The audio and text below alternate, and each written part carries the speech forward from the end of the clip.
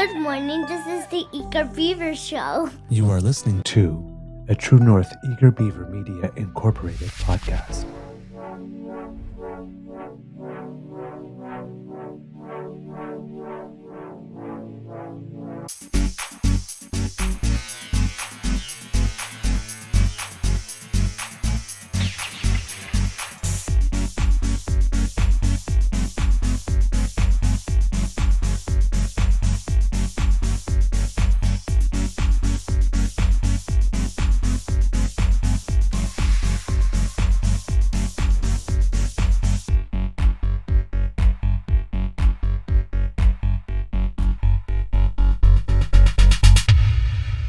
The True North Eager Beaver podcasts are proudly brought to you by our founding sponsors, the Miss V Mysteries from Corvid Moon Publishing, your source for science fiction, fantasy, and cozy mysteries featuring a broad diversity of characters. PsychicTarot.ca, book your tarot reading and unlock your spiritual journey.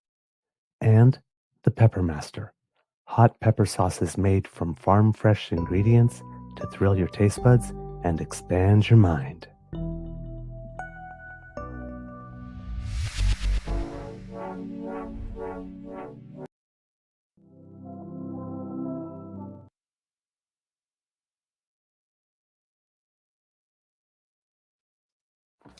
Forgot to turn the cameras on. There I am. Well, good morning and hello, kids and cubs, and welcome to season 5 and episode number 649 of the Daily Beaver Morning Show. 100% Canadian. Today, recording day is Friday. It's Friday. Yeah. It's Friday, May 16th, 2025. And you know what that means, kids and cubs? It's not only a Friday, it's a long weekend Friday. Friday. Do. Oh, sorry, I said more do's. That's gonna, yeah, get picked up in the editing thing there. I am your host, the Eager Beaver, pronouns he, him, hey, Mr. Beaver, hey. And with me, as always, is my good friend, Mr. Grizzly. A big thank you goes to our podcast founding sponsors, the Pepper Master, the Miss V Mysteries from Corvid Moon Publishing, and PsychicTarot.ca. It looks like it's going to be a lovely day here at the Beaver Lodge. Sun's just poking out above the rooftops. And Mr. Grizzly, how's your mental health doing today, sir? At the moment, it's great. I woke up with existential crisis at 1:30 in the morning, going through a million different anxious scenarios, none of which will ever play out, but that's the way the brain works. And I was a terrible, terrible mess. And waking up this morning, having a cup of coffee, had a few laughs with you before we went live, figuring some stuff out, giving you some good news. So yeah, it's let's just say I'm feeling pretty good right now. So yeah, I'm gonna ride this sled down the mountain. He's feeling good. Yeah. I think we've got the best reply of the day thus far to anything I've read online. I'll share this with you. I'll put it on the screen and I'll read it for the listeners because this one is just too good. So you'll see this on the screen. It says, tweet, news, man throws eggs at the newly unveiled statue of Margaret Thatcher. British Alba, questioning, has the criminal been arrested? Bufton Tufton 1234 replies, no, she died a long time ago. That's the best reply of the day. and here's the best part. That was in 2022. Oh my God. So that's what's the statue there. Yes. Looks like kids in cubs. That's one. That's a different one than this one. This one is in Grantham, her hometown of Grantham, Lincolnshire. Oh, okay. Not the one in Liverpool. Yeah, it's a different one. This was in 2022 when that episode. And here's the best part of that. So So within hours of it being installed, somebody splashed red paint on it, painted a hammer and sickle. Somebody else said bastard, which is not a fitting word because that she would actually be anyway. You know, it's like if you're going to get the grammar, get it correct. It's pedantic, right? You know, there it is. That's the statue. So within hours of it being unveiled, a fella showed up outside the statue with a dozen eggs and said, "1 egg, 10 pounds each. Feel free." Then, because you see Donald Trump going, "Hey, I need those." Yeah, yeah. So So yeah, that was pretty good. Pretty good. On this day, May 16th, 2022. Oh, that is good. That is good. I had found one myself. I showed Mr. Grizzly. It has nothing to do with politics, but it just appeals to my particular sense of humor. Mm. Mr. Grizzly, So you this be is the Brenda. hardest I've ever been owned online. Yes. Brendel, going to become, in quotes, the bad boy of Jeopardy. And by that I mean, in quotes, I'm going to use my phone to look up the answers until Ken Jennings beats my ass. Ken Jennings replies, "You mean look up the questions?" Yes, because the answer must be delivered in the form of a question. Sometimes I love pedantic people. Yes. Well, I mean, it's funnier that way, right? Oh, man. Okay, so as you can tell, kids, we're gonna have a little bit of fun today. Although we are talking about serious subjects. Well, Oh, my word. before we get into the serious stuff, Yeah. today, in irony is dead. It's been Yes. killed. Yes. Killed and buried. Outright murdered by Ted Cruz. Share this on the screen with you. Outright murdered by Ted Cruz. I'll blow this up so it's easier for you to see. Ted Cruz. I think birthright citizenship is a terrible policy. Ted Cruz's father was born in Cuba. Oh, and I came in hot with a reply. Irony is dead. Ted Cruz, born Raphael Edward Cruz, December 22nd, 1970. Calgary, Alberta, Canada. Listen, Ted, if you hate your job that bad, just quit. Like birthright you citizenship. don't need to pass policy. law to make yourself ineligible. Just resign. Like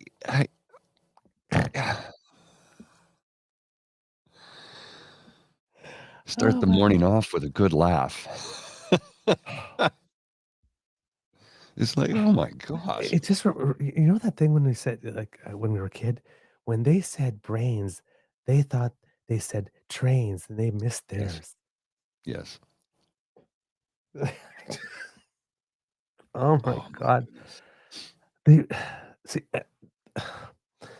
when I say kids, every now and then I'm reporting something and I go like, this is just not serious. It's stuff like this. Yeah. I mean, this is literally, I will just say anything to get my name in print because if this was actually applied, what would be the consequences? Nobody would care what he had to say enough to put it in print.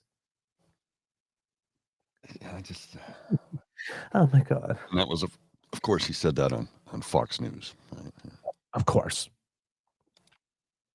Of course. Like it's a 1 minute clip. I can play the clip if you want to hear it. Oh, go ahead, please. It's a 1 minute clip on Fox News with Hannity, Sean Hannity. Oh. Supreme Court hears arguments on Trump order seeking to eliminate birthright citizenship. So lovely pair of coconuts. Part of the argument is here. That is the absolute heart of the argument, and I think birthright citizenship is terrible policy. It is right now current U.S. law. before the Trump executive order that if an illegal alien is here and she gives birth to a child, that baby is instantaneously a U.S. citizen. The problem is that's an incredible magnet for illegal immigration. You see people crossing the southern border. You see pregnant women crossing the southern border explicitly to give birth in America so their baby can be an American citizen. We also have this phenomenon called birth tourism, where you have people from foreign countries, people from China, come to the United States when a woman happens to be 8 or 9 months pregnant and come here to give birth so the baby has American citizenship. That is an abuse of our laws. And so I have long supported ending birthright citizenship. In fact, I filed legislation in the Senate to end birthright citizenship. And that's what President Trump is trying to do as well. Part of the argument. Okay, so now, in all fairness, Ted Cruz is not birthright citizenship because he wasn't born in the United States illegally. He's the other way around. But yes, his father was born in Cuba.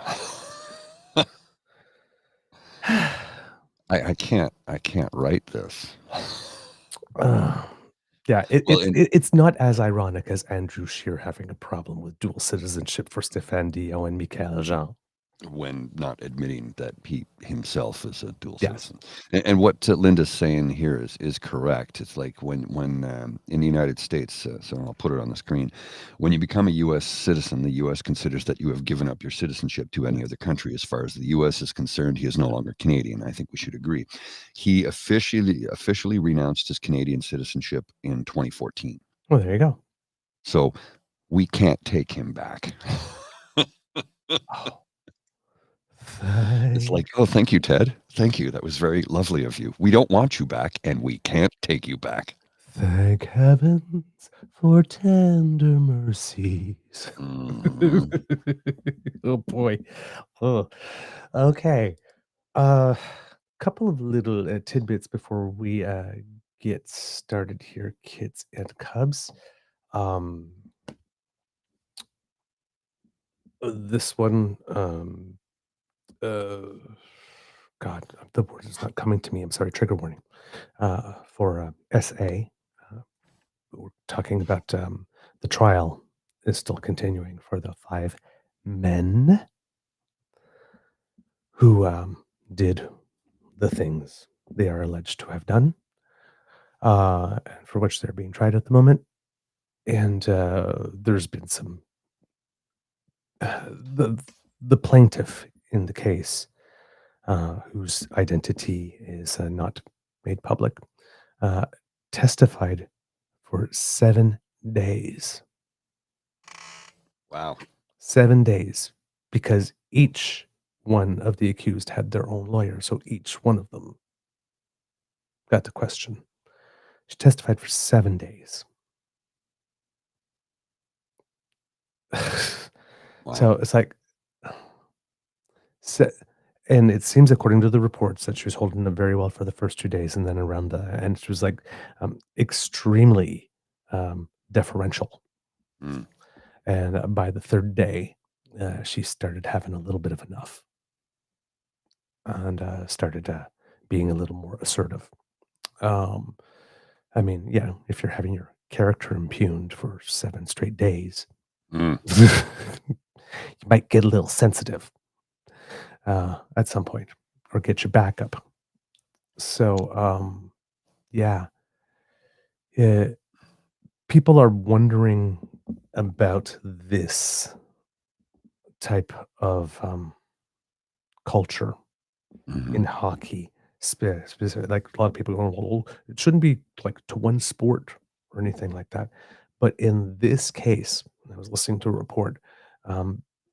We really, really, really, once this trial is over, still need to be keeping our eye on junior hockey, specifically, because things happen, but you don't know until, like, sometimes you take a look back. And it seems there was a case in sometimes you don't Current. recognize it at the time, right? Yeah. You're not fully aware of what's really going on, and then later on, with hindsight, you're like, "Oh shit!" Yeah. So it seems there was a case like this that happened in Swift Current, 1989. Then in Guelph, 1992. Then in Saskatoon, 1995. also 1995 in Windsor, then again in Barrie 2000, and then this one. So, and very similar situations in terms of multiple teammates, one woman. The woman comes forward. Her character is very much impugned. The local community very much supports the players. Mm-hmm. In the Swift Current case, the woman was herself was then put on trial for criminal mischief after two charges on two of the accused were stayed, and then she was acquitted. So she was put on trial afterwards for having made the claim. So, and then if we then there's those, and then if we talk about like ritualized hazing incidents, like we saw at St. Mike's, Mm-hmm.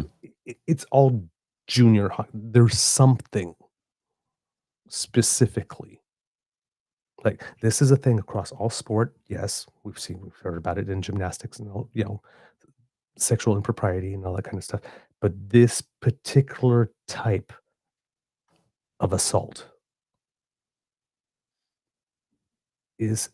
seems to be something specific with junior hockey. So once this trial is over, we really, really, really cannot let this go. And need No, to it take a needs look. to be looked at. And some of the comments here that I've put on the screen, 7 days, 7 7 defense attorneys, which they have their legal right to obtain. I think They it might have be a legal 5, right but to, I'm not sure.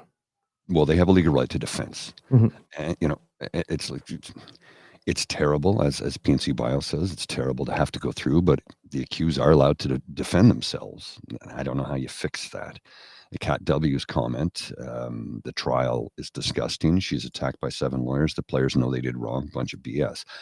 And I agree with Cat, but emotionally, I agree with Cat. Mm. Legally, PNC Bio has called it correctly. I don't like it, Yep. but they have a right to defend themselves. If we do not apply the charter rights that we have to every citizen equally, then we don't have any of them. Mhm. But So even like this, which are abhorrently disgusting, Mhm. you still have to walk that center line, and they are allowed to defend themselves. Now, I don't like any of this. I don't like how this trial may very well turn out. Mm. But law is the law. Yeah. We have to apply it evenly. And the thing is with these types of cases in particular, because everybody is not only entitled to a defense, but the most zealous defense possible. You get this. The Yeah. The tactics, like, even if we can all agree, like, everybody deserves a defense, right? We still get our backs up at the tactics and the stuff like this, but it's then you go back and it's like, "Oh, yeah, they have a right to a zealous defense." So, Look, that the lawyer will throw everything possible at it in order to be able to acquit you. And again, right? This is these laws are written, yes, for the accused, whatnot, but it's also written for the falsely accused, right? So, like, you gotta be able to the lawyer has to be able to throw absolutely yes, everything, right, to that's try their and acquit job. you. That's their job. Um, but yeah, it results in stuff like this happening, and, It's all very ugly, yep, all of it. yep, it's extremely ugly. It's The administration of justice is often not pretty. This is true. This is true. Look, we make no secret of the fact that we are left-leaning centrists. We are progressive centrist, and we lean left. We do. We don't deny that. But both you and I are very staunch when it comes to right is right, wrong is wrong, laws are laws, and rights need to be observed for And you everyone. and you defend institutions. You spend so much time building them. Yes. And sometimes, I'll have people on the extreme left attack me. Why aren't you? And I go, because what you're saying is fundamentally wrong. And it might be Wrong. good for this case because we don't agree, but now flip it. Let's say it's you. You Would you can't. want That's that? the thing. You have to apply it evenly, even when you don't like it, even when it goes against your moral fibers. You Even when you have think they to. had it coming. That's It's like the convoy, right? We all saw what they did, oh, and I know how I felt. right? But right, this is the stuff that keeps us civilized. And again, I know my emotions on that during that time period. I had lost it because I hadn't slept. Mhm. And I was fed up that it went on as long as it did. After 5 days, I blew up, went viral. Wasn't fun, but they rights are rights, and my rights were violated. So were the rights of all of my neighbors. Yep. All of us, our rights were violated. The basic social defended us? contract was violated. Yes. It's like, come on, folks. When you get angry at Palestinian protesters, I go, yeah, I don't necessarily care for them walking through my streets chanting death to Canada. I really don't like that. I don't like that at all. They do have a right to say it, number one. Number two, when there have been rabble rousers, they've been rounded up very quickly and removed. Number three, they always have a police escort, a planned route, and a permit to do it. And number four, I've never seen one take more than 2 hours. They are not camping out in my neighborhood for 3+ weeks. They're not defecating in my streets. They're not launching fireworks at all hours in dangerous areas, I might add. None of that is happening.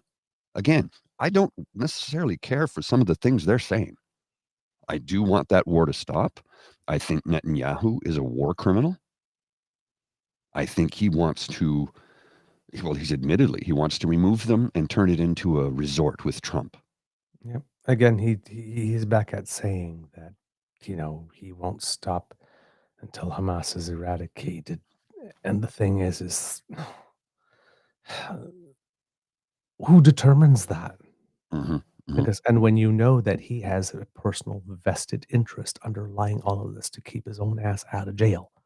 Now he's got all the more fundamentally. reasons. He was like risking going to jail already for the various stuff in Israel. Now, there are charges at the ICC Mhm. or ICJ. I can't remember.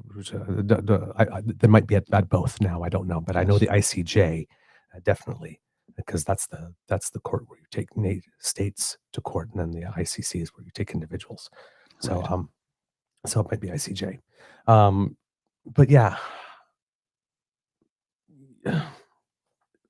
Like, and again, uh, and a lot of people get upset with me because I like to keep things here, right?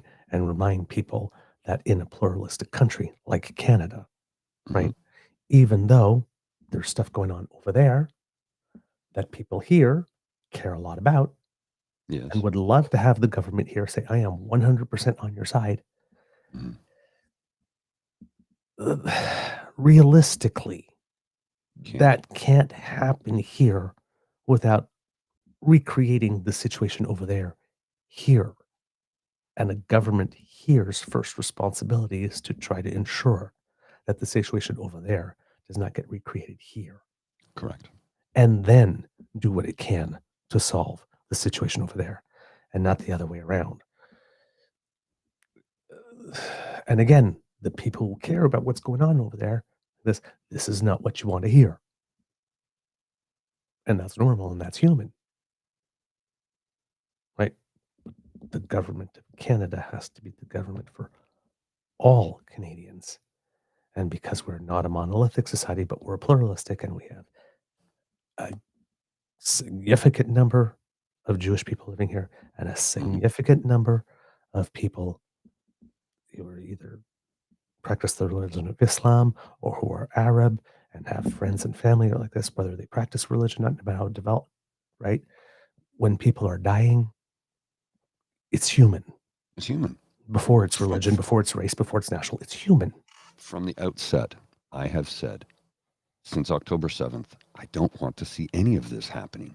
Innocent people are getting killed who have nothing to do with any of this. Innocent people on both sides. I mean, more Gazans are being killed than Israelis. Yeah, but I mean, but the other side of the ledger is Hamas exists to exterminate Israel. So, So again, it's like, what do you do? Right? It's and just, here's the other thing. People are saying choose a side, and I'm like, I choose the side of humanity. That's the side I choose. I don't want anybody to be murdered because of their belief system when it comes to, well, we want to reside here where we've resided for thousands of years. Well, we want to move you to Northern Ontario, which was actually suggested. Yeah. We're going to move that part. Yes. Oh. Palestinians, we're going to move them to Northern Ontario. Oh. Don't worry about it. You'll be all right. Nobody will bother you there. Maybe the polar bears when they, Jeez. come down off of James Bay.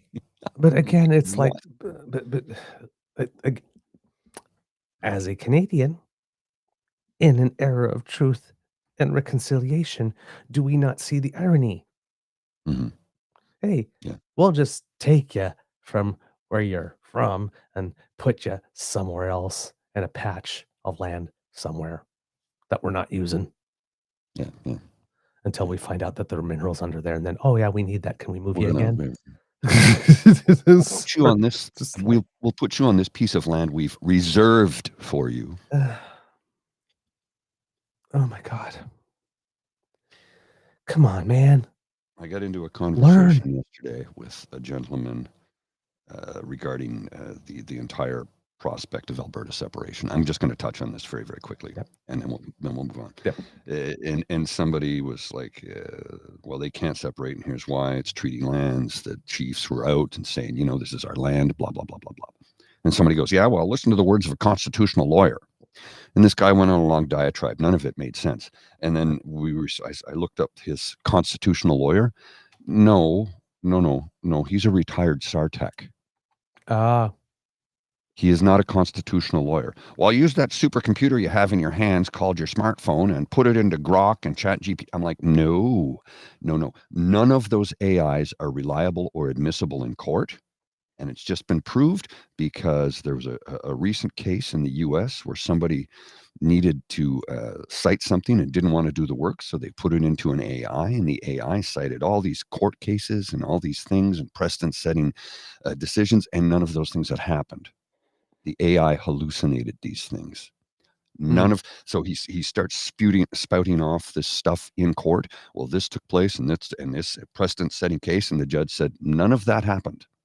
Absolutely none of that happened. You used AI for this. He goes, yes, I used AI. He goes, none of that happened.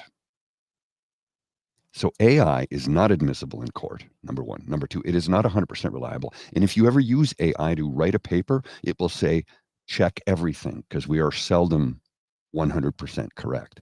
Mm-hmm.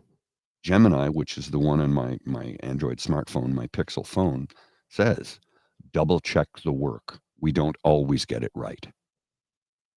Mm-hmm. And the stuff this guy was spouting was so off the mark, it was ridiculous. So I said, look, tell you what, why don't you use your supercomputer in your hand to do some actual research? There are websites that will give you all of the rules and laws about the treaty territory.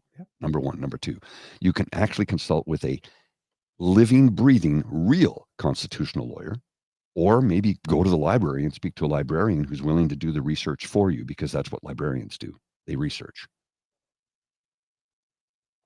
Of course, I never got a response. I think I got blocked too. And I was very polite. Yeah. I'm going to grab a coffee. I'll be right back, and we can get into the meat of the show. Sometimes you don't have to be impolite to get blocked. You just have to ask the question that embarrasses them. Indeed. And this, oh, wait a minute. This guy might pop up on my feed and criticize something else I say later. Bye. Sometimes when you can't match wits, there are the people that keep trying regardless and then keep looking stupid. And there are a few people out there who are trolls who realize when they are outmatched and they just like get rid of the competition. That's all. All right, kids and cubs. A couple of other things this morning. Little tidbits here that I've been picking up looking at the news. There's been a significant price drop in the price of oil. I think like $2-3 a barrel all of a sudden, as word of a deal between the United States and Iran seems to that there might be something emerging there. So that's kind of happened. That will make things more difficult again for the government in Alberta, because, as we mentioned, every $1 in the drop of a price of oil below, I think it is $68 or something like that, results in $750 million being blown from the treasury. So that will definitely have some impacts here. As well, Thursday has come and gone, and it seems that President Zelensky called it. It seems that Putin did not show up in Turkey for face-to-face meetings that he himself called for, but instead sent a technical delegation. So, as Zelensky said, Putin found some type of excuse not to come himself. And also in world markets, the price of gold has had a rather dramatic drop over the past few days, following the reduction in tariffs with China. So it seems that where there had been a flight to safety, people are feeling a little more secure. Gold is still down again today, but it had reached as high, if I remember correctly, is about over $3,500 an ounce not too long ago, and it's back down in back down 3,177 an ounce, but that's still a significant drop in just a few short days. So yeah, um, it seems that as I'm not sure. Here's the thing: is with the United States and this particular administration, there's so much bloviating and boasting, and the it's always the marketing, right? Right, like the Pakistan Indian thing, like Trump's all over going like this. Well, I'm not going to say I settled it, but I helped. And you got India and Pakistan pushing back, right? So there's always more, right? There's always some type of show, and you always have to read the fine print here. But even though he's saying like this, we're going to get 90 deals in 90 days, and look, I got this deal, and I look at this deal, and they're really concepts of a deal, or they're just like side agreed or side, that type of stuff.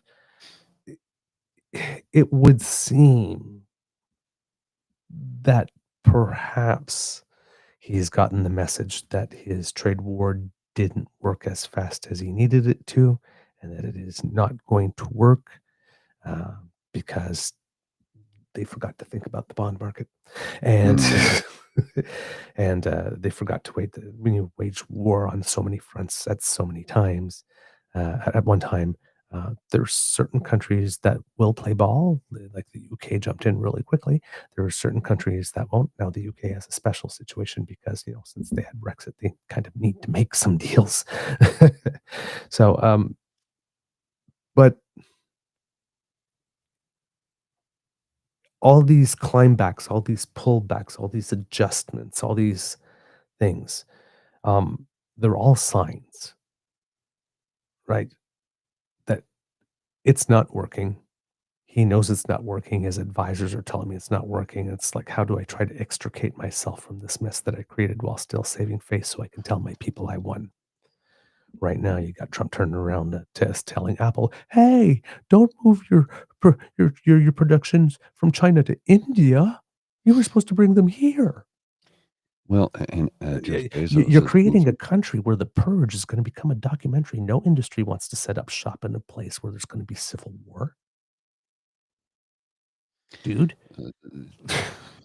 Where's Amazon moving their HQ to? You Is it tell me. I don't Ireland? know that. I think so. Yeah. Oh no, Also, no. no, it's not Ireland. I think it's the UAE. I could be incorrect about that, but it basically that's Bezos flipping the bird to Trump. That's what he's doing. Well, I guess he didn't get enough for his donation. Apparently. Well, so one of the things Amazon is going to start doing is showing the tariff cost added to the price of the products that you're purchasing. Yes. And Trump went ballistic about that. And I'm Yes. like, no, I 100% agree with that. People want to know what these tariffs are costing them. That is a good way to do it. Show the price. Okay, here's what the price was, but with the tariff attached, here's the new price. Well, remember when Because we had the GST we're not come on? going to destroy. Well, yeah, we're not going to destroy our profit margin. Yeah, there was For- like people that were putting for- on the bills, right? Like what was it, Mulroney's tax and what was tax instead of just GST. Yeah. Brian Scher. Brian Scher. Provincial, whoever the premier was at the time. I remember they did that a lot in Quebec as well. It was like CQs or CACs share and Chrétien share. So it was the PST and then the GST before it became the HST, which I thought was interesting when we had the GST holiday. Well, since it's just one tax now in Ontario and several other provinces, the harmonized sales tax, the GST and the PST combined, when we had that GST holiday, we weren't paying tax on anything. Now, if they want to do that in restaurants, fast food places, bars, pubs, I'd be happy. Mr. Grizzly, I'm just gonna, unfortunately, I'm on Snopes, and apparently, Amazon did not announce that. Oh, okay. So it was a crock. Yeah, I'd heard that it was announced, but yeah, apparently no. But the thing about putting the prices on the tariff. That is. Yes. It says a rumor that circulated online in May 2025 claimed the e-commerce giant Amazon announced plans to leave the U.S., moving its headquarters to a new location outside the country. Snopes readers searched for this matter with phrases including Amazon leaving America and Amazon leaving U.S. The matter circulated in the days following reporting that Amazon said it did not plan to display costs associated with U.S. President Donald Trump's tariffs next to product prices on its website, despite previous reporting saying the opposite. So they either reversed themselves and they're not going to do it.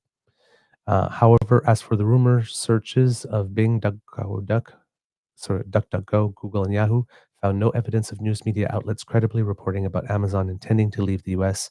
Instead, those searches located numerous YouTube clips hosted by untrustworthy channels promoting various false rumors. So there you go. According to Snopes, because when you said you didn't know where, I was looking up and trying to see, okay, well, where are they moving? And then that was the first thing that popped up. That's what I mean. Again, you got to be careful. Because, I mean, it's completely plausible. Yes. Right? Completely. Well, like we just said, Apple's going to India instead of coming to the United States. So, but apparently that one is that one. If you heard that one is a hoax, kids and cubs. Well, and there was a thing I highlighted on my Facebook because I thought it was important that we highlight stories of this nature. There was a video making the rounds on Facebook early May, claiming to show an interview with Chief Public Health Officer Dr. Teresa Tam, saying that Tam says doctors discovered blood clots in deceased COVID-19 vaccinated people and promotes a product to dissolve the clots and avoid death. It's all bullshit. It's a fake video. There's AI manipulation going on. She never did any of these things. And in the end, it just directs you to a website where you can purchase a Dr. Oz endorsed clot dissolving product. Oh my God. Are you serious? I just put the link in the chat for anybody who wants to view it. Are you serious? Yeah. So I copied and pasted the text and put it into Facebook because it'll reach a lot of people and I share away, right? I think I put a link to it on Twitter as well. It's like the truth, a lie will make its way halfway around the world before the truth even gets out of bed. Wow. And this is a dangerous lie that people will believe because they want to. There are people I know who would believe that video. There are doctors who believed it. No doctors that I know. I know quite a number of doctors, but none that I know. But I was reading a post by a doctor online saying that I had to refute this with my family. And then the Canadian press story came out, and I said, see, none of this is true. And the thing is, it's dangerous because they are selling unregulated supplements. Mm-hmm. It's not good.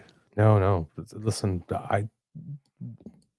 one of the jobs I had, pre this time when I was doing comms was doing stuff with regard to natural health products, because in Canada we wanted the industry wanted to be able to make some health claims with regard to the products like this. But if you're going to make a health claim, then you got to be able to back it up scientifically. Show us the Right, science.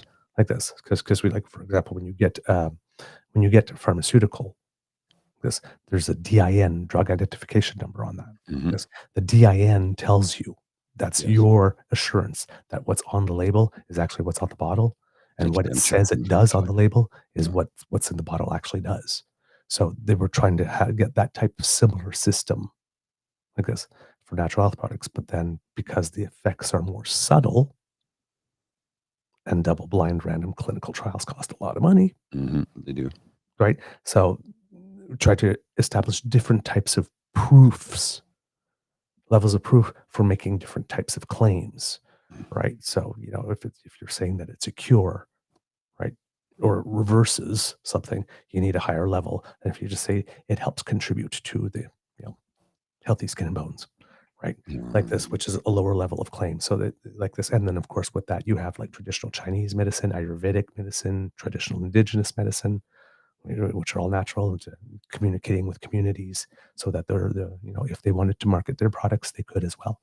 So it's really big industry. And then when you think about it, like the manufacturing processes and the sterile environments and all of that, right? I mean, it's not just as easy as saying, "Hey, it's just natural, sell it." Like there's a lot of stuff that goes behind that, right? So it's a big deal. The whole wellness thing. This was completely unregulated. I mean, in the Yes. United States, they had people selling things to girls saying, "Hey, just take this and you'll lose weight." And there was sand in it, Yeah. or like little shards of glass and stuff like that. I mean, And you'll lose like weight, that but you're gonna bad, bleed out. right? So, I mean, and the other thing is that natural is not always safe. Arsenic's No. natural, Yeah, exactly. right? No, but there are certain things there are certain natural products that counteract with certain pharmaceuticals in ways. You eat enough almonds and you have cyanide. Yeah. That's like the basic one is, right. Like if you're taking a garlic supplement, but you're already on blood thinners, you might not want to do that. Yeah. Right. Just So, read the fine print is what it boils down to. yeah. Read So the then, fine print. yeah. So, I mean, remember, just because it's natural doesn't mean that it can't be dangerous. Correct. Well, and I love when people say, "I don't like all those chemicals." I'm sorry. Everything's chemical. Everything. And I was having a conversation last summer with a gentleman I know who has his PhD in chemistry. He taught it for years at the university level. And I said, when people say that, I want to shake them and go, you're being stupid. Maybe because you're ignorant to the facts. So let me give you the facts right now. Everything is chemicals. Everything. Everything. No, this is all natural. Yes. And those are naturally occurring chemicals. What? I thought, no. Chemicals are in everything. Everything. Mm-hmm. Trust me, I live with a science who loves to talk about chemicals, and there's literally an infinite number of subjects to speak about. I just want 100% free range organic pickles. What? Yeah. That was a line from This hour has 22 minutes. Trust me, after 12 years of living with my beaver sweetie, I know more about chemistry than I ever intended to know in my entire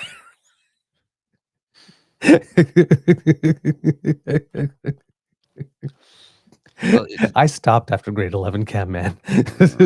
I knew I wasn't going to be a scientist. I didn't have it. it was not. I didn't It was understand not in it. the cards. I didn't understand. I have a better understanding of it now, but I had to learn it on my own. They didn't teach it to me in a way that I could learn it. I guess Right?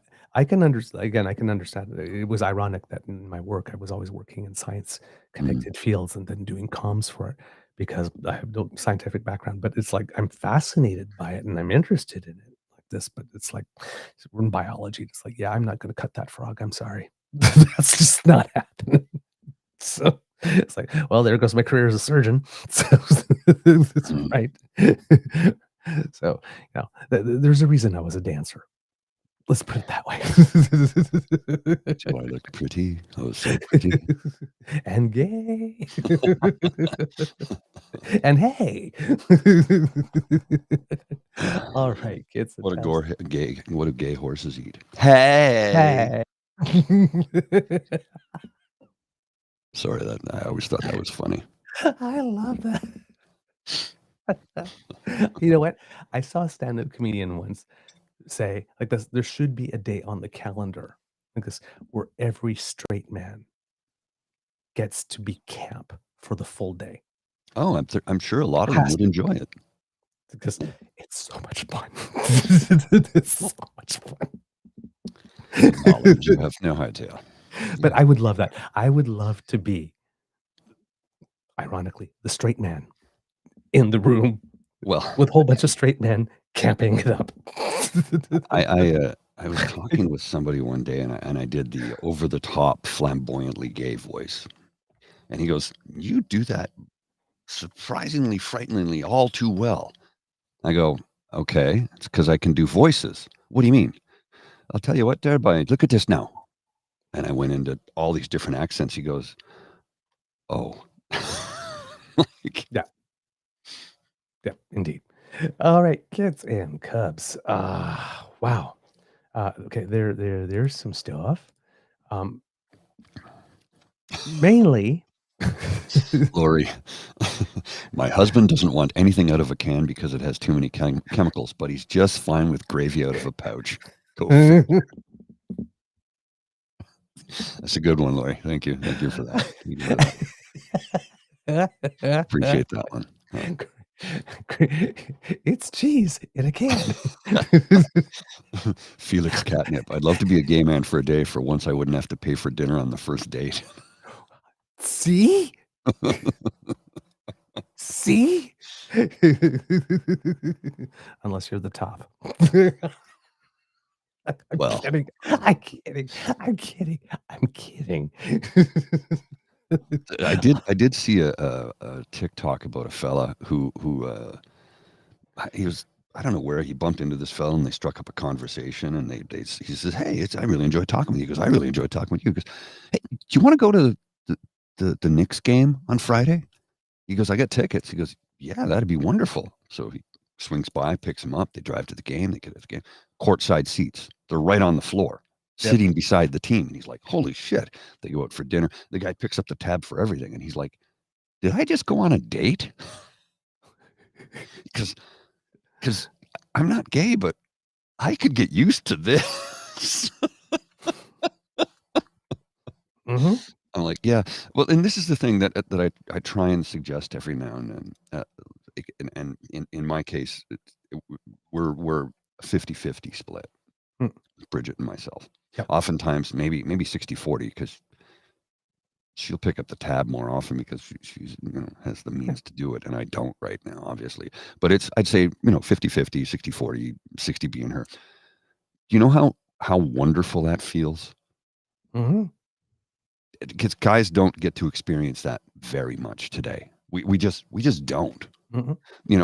I love the women who are super staunch feminists who believe in equality but don't want to pay for shit.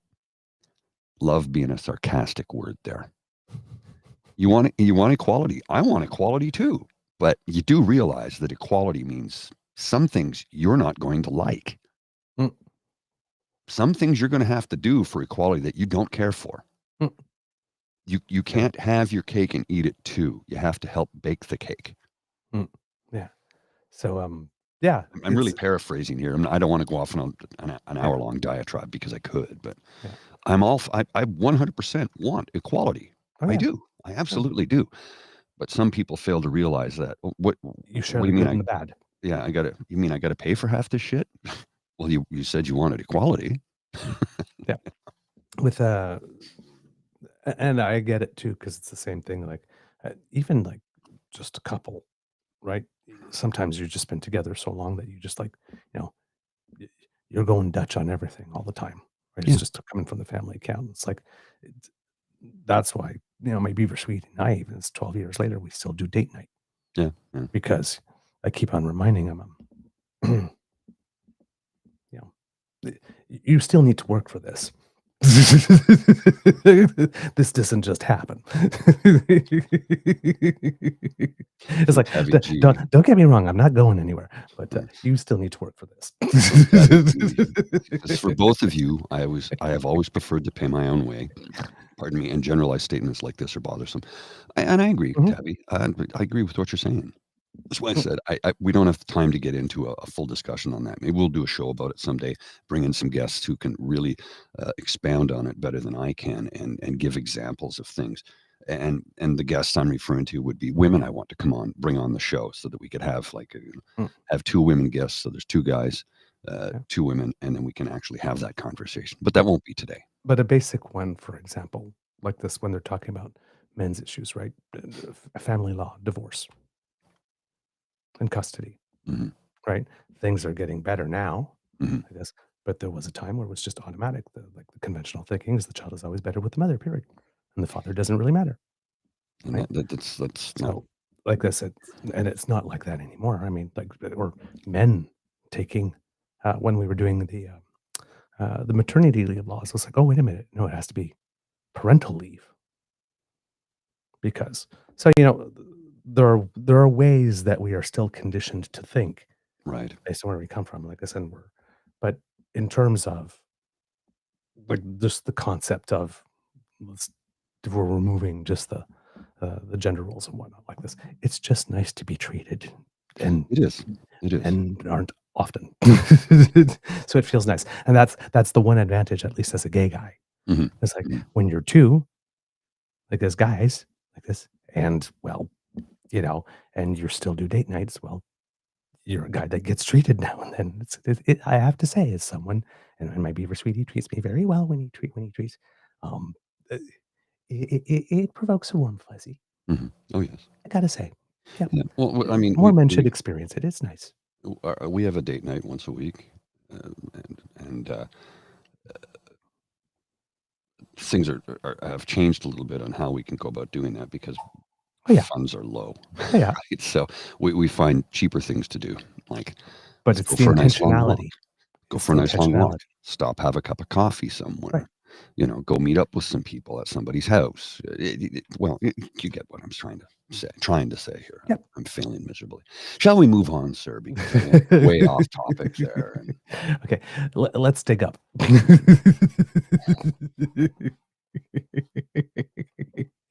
All right. To budget or not to budget? That is the very curious question. Tongues are wagging, man. They just are. With regards to this. I see. I did not include. No, you don't have the clip. The link there. Okay. You got timestamps. I got the timestamps, but not the link. That's okay. I will send that to you. I just noticed that myself. Just put it in the private chat, and I'll be able to do it that way. I was about to suggest. So when we get to this section, you have all these timestamps and great. Yes, but I don't have anything to show. There's no. Yeah. Okay. At 49-minute mark, let's look at this. Yeah. I'm right with you. I got you. I noticed. I saw. Sometimes this happens, folks. It's like, he sends an outline for the show, and I try and follow it as best as we can, which is why I said we got way off topic there, and that was my fault. But sometimes even the outline is there, and that's great, but it's not going to let me do anything because I don't have anything to show. Yes. Oops. That was one of those instances. The last little bit that we wanted to mention also, because Terrebonne, again, et c'est pas fini, et ça Yeah, there's continue. five votes that have been returned to sender. It's, yeah, like we suspected. It seems that there are more, and Yeah. Yves-François Blanchet wants an outright just run another one. Well, Uh, yes. So the recount is done, final, put to bed. I'm like, yes, okay, but I have an issue with their votes not counting. That is wrong. That yeah. is Now it would they seem may that have voted Elections for Canada, block. yeah, it seems that Elections Canada doesn't have a mechanism in law after Right. judicial recount to order anything more. So this is not Correct. Elections Canada stonewalling or whatnot. It's just the way that the No, law no. is written, because usually Yes. judicial recounts, nobody planned for this Yes. in error Oversight. on a mailing level in the Maybe law. we gotta look at things Yeah, and augment the reality to make it fit the situation. yeah. So what So will the happen Bloc in is this going to take instance? this to court. Yes. Good. And I want them to, because Yes. again, we have to have integrity in our system. Every vote has to count. Like, I mean, currently the Liberal candidate won by one vote. Now there's 5 votes that were returned to sender and never counted. One of them we know for sure. She said she had voted for Bloc, which would have made it a tie. But there's 4 other votes, or 5 other? Was there 4 or 5 other that were returned, and we don't know who they voted for. Yeah. So maybe they all went to the Bloc. So the Bloc would be the leader, would be the member of parliament for that riding of Terrebonne. We don't know. So how do they fix this? Probably just have a runoff election, Well, so yeah, because which if there was just that's one, expensive. yeah, if there was just one, they could have done the thing. Okay, well, we counted in. Now we got a tie. We let the chief returning officer put it. Mr. Grizzly, I'm sending you another timestamp because I found something with Yves-François Blanchet specifically with that. It's a different type of feed. It's not YouTube, so there might be some commercials before on it. No, it's So, CBC, so it should be okay. yeah. So it would be that. Now, if there are 5, right, that's more. Now, again, if the 5 are still in the envelopes and the envelopes are still sealed, they could take those 5, just open and count them, and then see what happens. And again, if there's a tie after that, it could be the chief electoral officer. If some of them had them returned and they disposed of the envelope or something, that might be harder. Like I'm not sure if all 5 still have their envelopes and all that kind of stuff, right? But yes, apparently there are 5. Or like I said, it could just be, well, we're running a new one at this point. The thing with running a new one that could be interesting, however, is like now that we know the results, right? And the Bloc didn't do so well, and the Liberals need that. Would that create extra motivation for people to? It seemed my impression is that would naturally advantage the Liberal candidate, given that they're so close to the majority, and that, right? So I'm not sure that a runoff would actually be in the best interest of the Bloc politically, if we're talking about just politically. But if we're talking about respecting democracy, we might just have to do a runoff. That might be the way to go. That's what we have to do. That's what we have to do. But I would prefer they just count the votes. Because another election is a pain in the butt for everybody, and it's expensive and costs a lot of taxpayer dollars. Just count the votes. Yeah, That's what I want to see. Yeah. Again, after judicial review, the books are closed, so I get that. There's no mechanism for Elections Canada to just say, well, we're just going to count them and apply them. So yeah. here's So the clip. so this is not a court case in the sense that somebody did us wrong. This is a court case, and like this is a very extraordinary situation. So we need to appeal to you for extraordinary remedy. When did you speak with Prime Minister Carney, and how concerned are you about misinformation circulating about this riding? I do not give a damn about misinformation. The situation is quite clear. The judge has established that the Bloc Québécois would have lost the riding by 1 vote. The vote appeared in the hands of a citizen in a very clear fashion, and in that situation, the law requires the election to be done all over again in the riding of Terrebonne. This is what we expect. But since I don't know what's the name in English of Election Canada, but since they cannot by themselves ask for the election to be repeated, we have to bring this situation in front of a judge in a court in order to do the election all over again. Do you think that sets a precedent that you won't accept official election results from Elections Canada, and you're not willing to listen to the vote of the people when your party doesn't win? I'm not getting into that. I'm sorry to rain on the spectacular parade, but this is not my mindset. There's a law. It appears clear. We have a case. We go forward because we want this election to be held properly, and that's it. You just said in both languages that you want the law to apply. Now, Elections Canada has said that the result of a judicial recount is final. And you cannot challenge a judicial recount. So does the Elections Act need to be changed? Well, we can challenge the result of the election based on our process, not on the basis of a judicial recount, but on the basis of the fact that one ballot was not counted, which is an irregularity. If Elections Canada says it has no jurisdiction to hold the election again, well, they'll do whatever they want, and we will do what we have to do. I'm not thinking about that for now. I'm putting this in the hands of the justice process, and we will follow that with a great deal of interest, but not necessarily publicly. What is the legal advice that you've been getting that makes you feel like you have a basis to make this contestation before a superior court? All I just told you.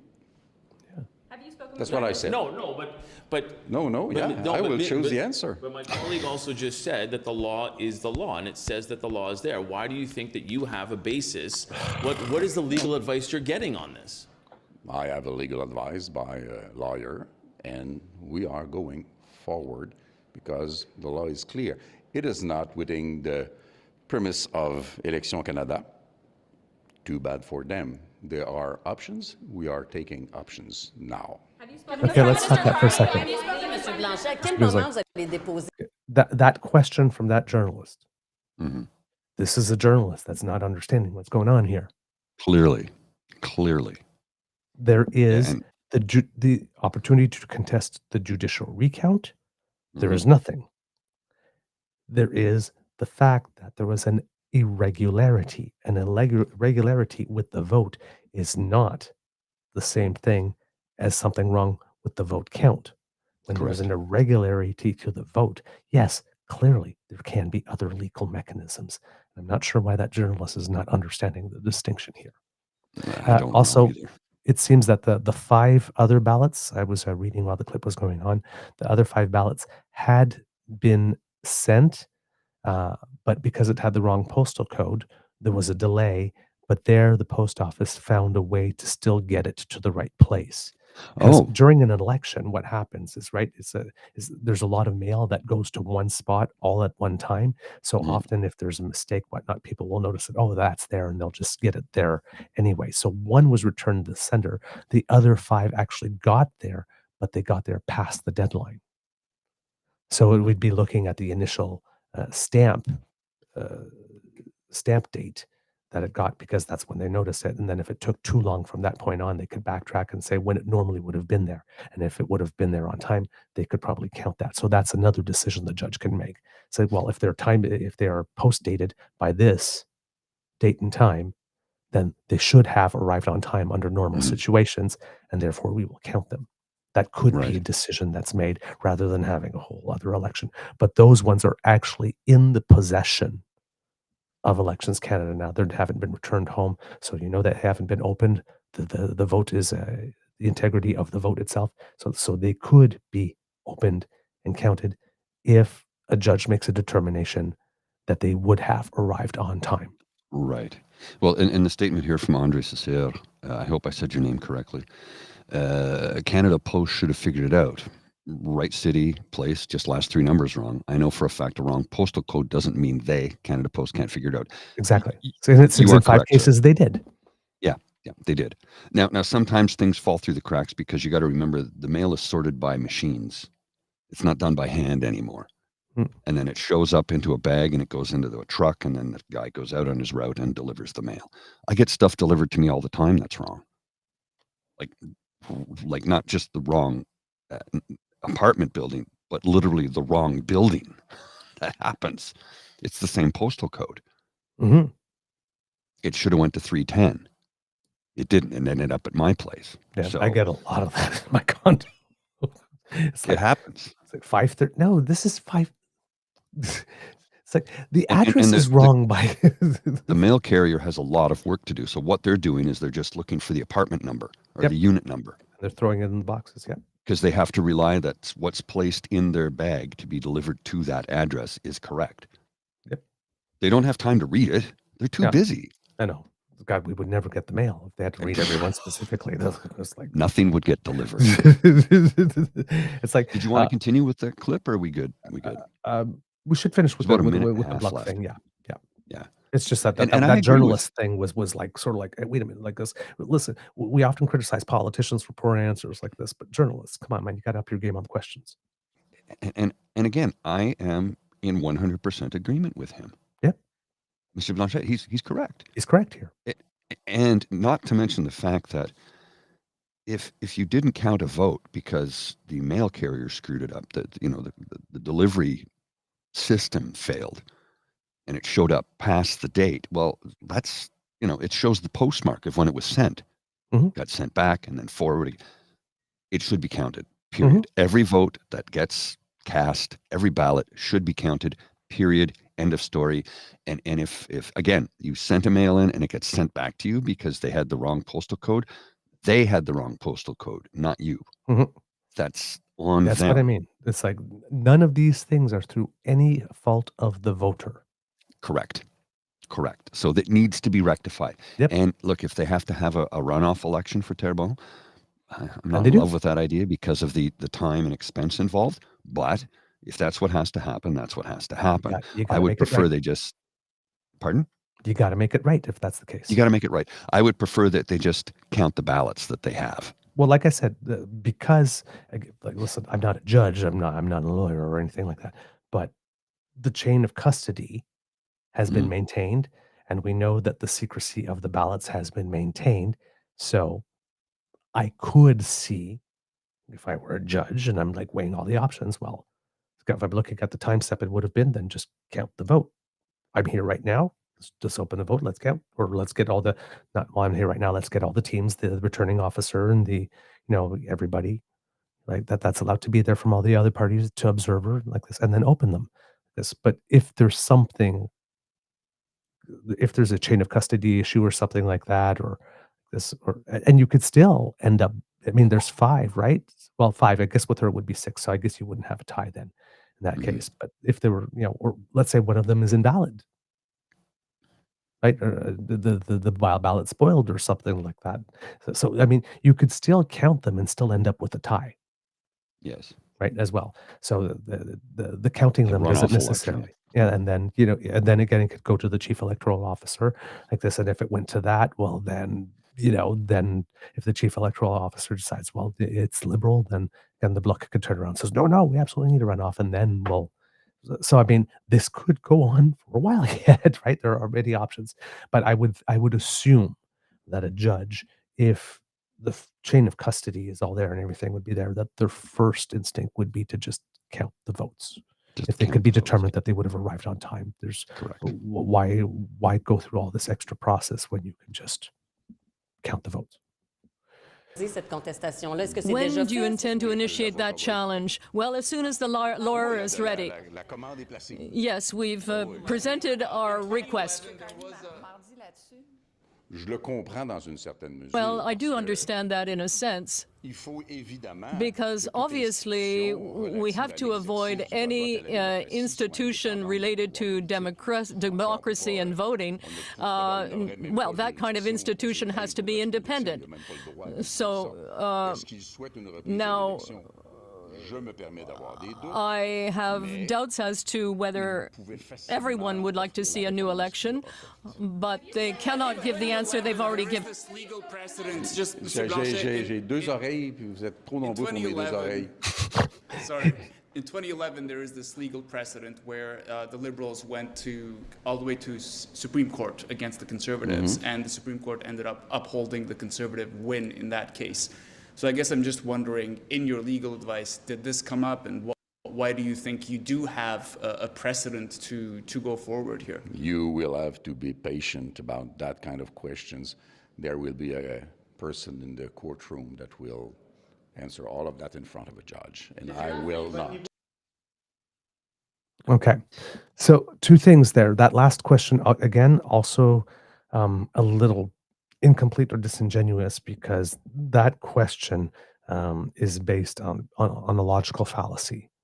We have two situations that had one thing in common, and therefore they must be the same in every.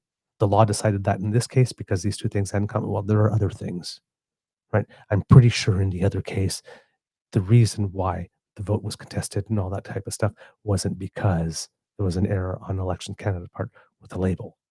Correct. Right. So again, you can't say, well, somebody contested once and they upheld it. So like, why are you doing this? Because they're just going to uphold. No, the details Each of the case is case. unique and different. Yeah. Right. It's Exactly. all different. So There's no two snowflakes alike. yeah, exactly. So that's a question based on, you have big ears, an elephant has big ears, therefore you are an elephant.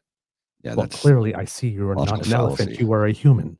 Like this. Yeah, but you both have big ears, so you must be the same thing. No. Conservatives do that a lot in their argumentation. These two things have one thing in common, so they are the same in all respects. No, They no, they often do aren't. that. I guess No, they that's aren't. that's called sophistry, if you've studied philosophy. Yes, and what I find interesting about that is Ooh. that was weird. What I find interesting about that is how they tend to do. These two things are the same, so they're identical.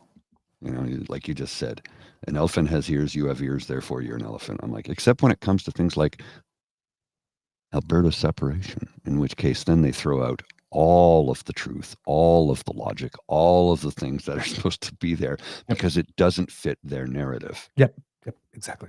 So again, we need better questions. And then the part where I was giggling was Monsieur Blanchet going, hey guys, I've got 2 ears and there are a lot of you, so you got with your questions. They're all at the same time. But yes, exactly. Listen, this is why we go to a judge. Yeah. So, well, why did you like Mr. Blanchet says, well, just you're gonna have to be patient for that answer because there's a judge that's gonna look at that. It's like, don't ask me to tell you. It's like it's like, why would Yves-François Blanchet go like this, consult a lawyer, and the lawyer say, well, there was a time where this happened, and well, the results still stayed the same. Like this. Oh well, gee, I guess. Right? It's like, well, what were the details of the case? Was it, oh well, ours are different. We have this. You don't just like, well, there was another time where something was contested and it went in favor of the. Oh, okay. Well, then I guess I'll just give up now. it's like nobody's gonna do that. My God, I've seen people haggle over the price of a salad more vigorously, right? So, this is the right thing. This is the right thing. It has to be done. Election integrity matters, even if it's not going to make the Bloc Québécois the official opposition. It's not going to be. Yeah, it's not the point. The point is that It's we not the hold point. 343 individual elections, and one of the 343 elections has a major irregularity that was the fault of the organization that organized the election. So fix it. Fix it. Fix it. That's simple. It's not rocket surgery. Fix it. Fix it. Like, there's only one solution. Fix it. Right? So how we fix it, why not? Okay, that goes like, but you fix it. You don't let that stand. You don't go, oh well. Right? Especially when you can. And in this case, you can. The ballots are there. Right? They just need to be opened. I've got All a right. very anxious puppy dog here this morning. Ooh. Come here. Hello, Come here, Mademoiselle Lola. Lola. She's just sitting there talking to me. Come here. Come here. Come here and say hi to everybody. Come Hey here and say there, hi kitty to girl. everybody. Aw, she's so lovely. I need to show up and give her pets at some point there. I miss her. All She's a right. special gal. She is a special gal indeed. She love on four legs. I'm gonna have to exit shortly Yep. because she's really wound up this morning. Yeah, I yeah. don't know why, but she's just really wound up. So She must just really have to go. yeah, I think that's what it is. Yep. So I'm gonna sorry, Lola. There. Lola, sweetheart. Oh, careful. Yeah, I gotta take my leave, folks. Thanks for joining us on this Friday. Ouch. Ow. Yeah. Yeah, I've got to take my leave. Lola needs to go out, desperately needs to go out. I got a number of things I have to get accomplished today as well. I got a very busy day ahead, and hopefully I can get it. If I can get 75% done, I'd be happy. If I can get 50% done, I'd be pleased. All right. One very important thing has to get done that I talked to you about earlier. I have to get on that right away. It needs to be taken care of. And hopefully things will pan out in the direction that I'm hoping they will go. But until that time, I will bid you all adieu. Have yourselves a wonderful long weekend. Are you available Monday, or did you want to? What do you want to do for Monday? I'll have to get back to you because tomorrow's You're maybe going out of town? Sweetie's birthday. So Oh, we're okay, going to see okay. family. So I'm not exactly Okay, I sure figured as when much. we'll be back, something like that. But yeah, we'll figure out for Monday. Yeah, if we have to, maybe we can record something later today to put up for Monday if live is not an option. I mean, I'll be honest with you, I have a meeting at 11 on Monday, so trying to juggle my morning. If we did a pre-record, I'd be really fine with that. Okay, I'll try and see if I can. Yeah, we can do that. All right, folks, you take care. Have yourselves a wonderful May 2-4 long weekend on the 19th, and I will I'll see you soon. All right. Bye. Oh, I love to see him smiling and happy and optimistic and all that good stuff. Yes. I saw earlier in the chat, tell me if I am wrong, but Kit Mr. Jim, do you perhaps have some maybe positive news coming too? Because I know that you have been on the job hunt for a while. I saw your comment there in the chat the other day saying how long it's been. I knew it had been a while, but I hadn't realized it had been that long. So, and then I saw something go by earlier that seemed to say indicate that there was maybe some potential for good news. So, if you do, please do let us know because I would definitely love. I like it when good things happen to the kids. Let's put it that way. All right. So here we go. Budget.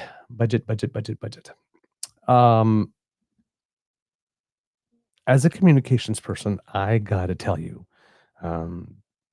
I kind of agree with the kind of vibe that's going on. I am confused about why it is this government has made this decision to seemingly not present a budget in the spring session or the fall session. Now, the spring session, I can understand, right? It is a pretty damn quick turnaround. But the fall one, I'm not understanding why we're getting just a statement and why we're not getting budget, why we're making that choice. I'm sure there is a reason. It would probably be a good idea for the prime minister to come up to a mic at some point very, very soon and make clear what his thinking on this is, and why. But at the current moment, I'm not really getting it. The only thing I can specifically think of is that he really wants it to be a full budget document. And even though there was some work that was clearly started on the budget before, and even though and during the election, the Department of Finance and whatnot looks at the various parties and what they're saying like this and starts planning for either of them and that type of stuff and starts doing some work, right? So that they can hit the ground running a little bit. So it's not like they're starting from exactly zero, but then again, if Prime Minister Carney plans to be particularly hands-on on this and wants to start the budget process from zero, then yes, that would be trickier if he wants to consult because we're doing a major transformation, if he wants to consult a little more broadly before putting it out, one could understand that. Um, it's not that having a budget is absolutely necessary. We didn't have one, I think, in 2019. I think it was something like 500 and something days. We didn't have a budget, but then we had like COVID and that type of stuff. Because you can do ways and means and measures and all that type of stuff, and you could essentially make everything a money bill and attach it like this, and not necessarily have a budget. But a budget is kind of helpful in this sense. So there's a lot of talk about like what this mean. Is this a situation where we're not going to hear about the full plan really for months and months and months until the spring? Because that seems slightly odd as a way of going about things. Um,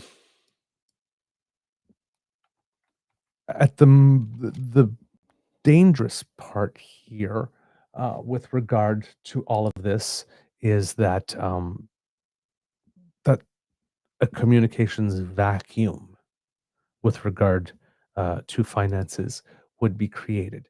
Now, in one sense, that's one would say, well, we don't really have to worry about that, or Prime Minister Carney doesn't really have to worry about that, because the issue on which he ran and whatnot is Trump, right? And everything that falls from that. And because the number one, other than physical annexation, but hobbling the Canadian economy to the point where we would be so weak that a hostile corporate takeover would be the path to get there, is what we're trying to avoid. I cannot foresee a situation in which the economy or something economic would not always be being discussed, even though there isn't a budget. So, in that sense, there might not be a vacuum, but when how do I put this, as I mentioned yesterday, does introduce noise, right? Because it creates a situation for all the opposition parties to question why is this not being done? Why are we doing this in an unconventional way? And then how would I put it? Ascribe motive and intent to the fact that this has not occurred, right? This is a sign that he doesn't really care. Or this is a sign that he's not taking it seriously. This was a sign that he was a big talker more than anything else. Um, all the things. And some of the party leaders have already laid groundwork to that effect, right? If you remember in the debates, Blanchet was very much along the lines, you say you're a big this and a big that, but I've seen no evidence of that yet. Um,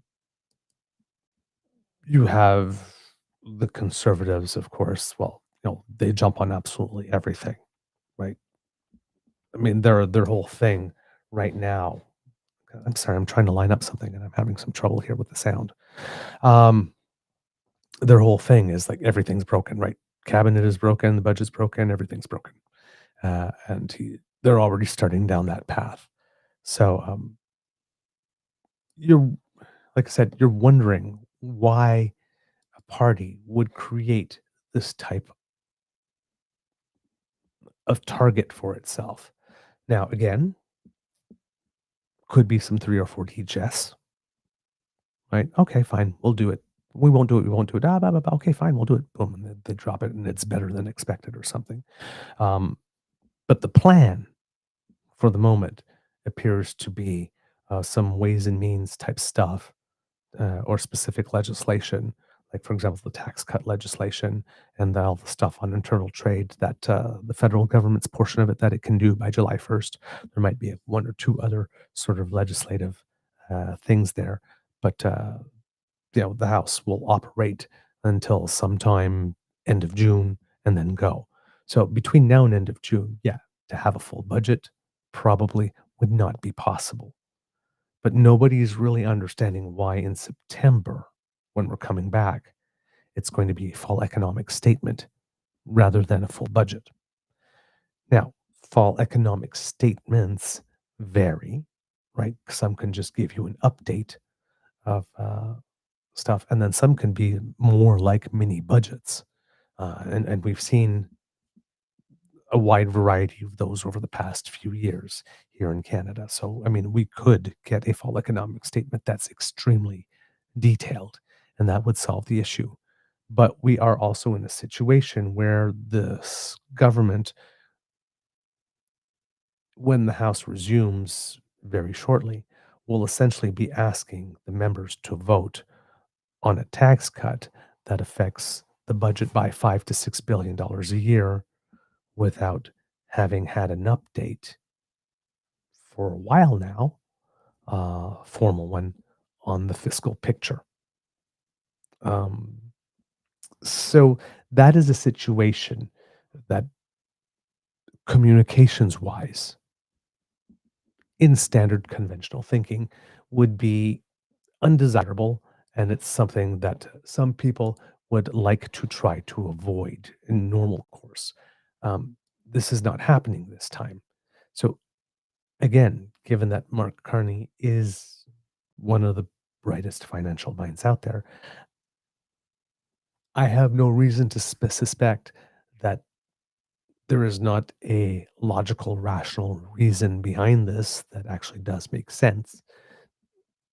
But on the comms part, on the communications part, that does not seem to have been put into the public sphere, into the public domain clearly enough yet. Doesn't mean it won't happen. It will. Now, of course, if we're going to be fair, right? Cabinet just announced first, interviews after the cabinet. There hasn't been like the full meeting yet, whatnot. People are saying what they say. There's probably going to be a little bit of message, lack of discipline and that type of stuff. And, for the first few days until, people find a groove, because you're a freshly ministered minister and you're being asked like a question point blank as if you had been in the file for whatnot. And, you're trying to get through it. But in certain instances, like the case of Mr. Guilbeault, when he's like talking about the pipelines, and it's like, well, there's not really a case in trying to like tamper that down, as to try to create the impression that there's not going to be one, while you have the prime minister on the very same day in an interview saying, well, yes, we're going to need pipelines, and if we're going to be an energy superpower, we're going to need more than one. Well, that's two direct contradictory statements here, and might have been a situation where Mr. Guilbeault might have been better to just keep walking than trying to answer that question, or to give a boilerplate. Well, we'll see. Right? So the situation is changing rapidly. We have to take a look at it, and because we'll be able to get back to you to that. That's when the prime minister has more direction, right? But he went in and tried to make a case. That wasn't helpful. This one with the budget could be helpful, but we don't know. So here I've got a little bit of it's Sachi Curl from the Angus Reid Institute, talking a little bit about sort of the vacuum of communication. And this is sort of like conventional communications thinking here. And this is why this decision is striking everybody as odd. And we'll be following it up. There's her, and then there'll be Cameron Ahmad, I believe, who used to work for the Trudeau government in a communications capacity, if I'm not mistaken here.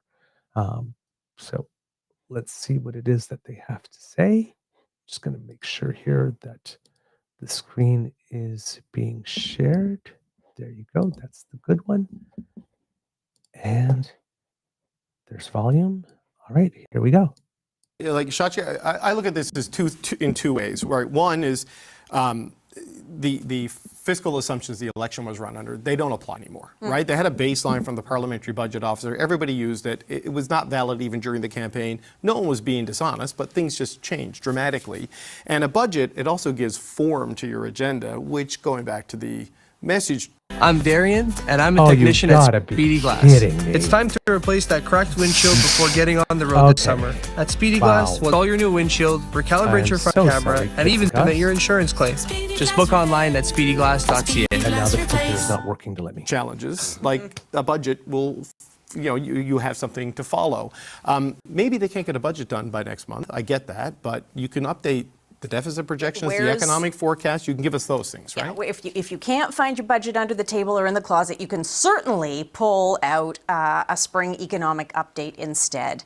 This is less about the, from a public opinion standpoint, this is less about the product of a budget. On any given day, if I go into anybody, any respondent anywhere, it's like, could you tell us exactly what was in the last provincial or federal budget? There's not a lot of specific knowledge there. This is more about the vacuum of communication at a time when Canadians are already at a 10. They're way up here in terms of economic anxiety. And not having a budget takes away this government's or any government's ability to communicate, reassure, forward project and say, look, there is a plan, it exists, we're going to do this, we're going to do this, we're going to do this. The throne speech will do some of that. The throne speeches, the king is going to read it and we're all going to be talking about royalty again. To your point, it's not the specifics. And government management in the political world abhors an information vacuum.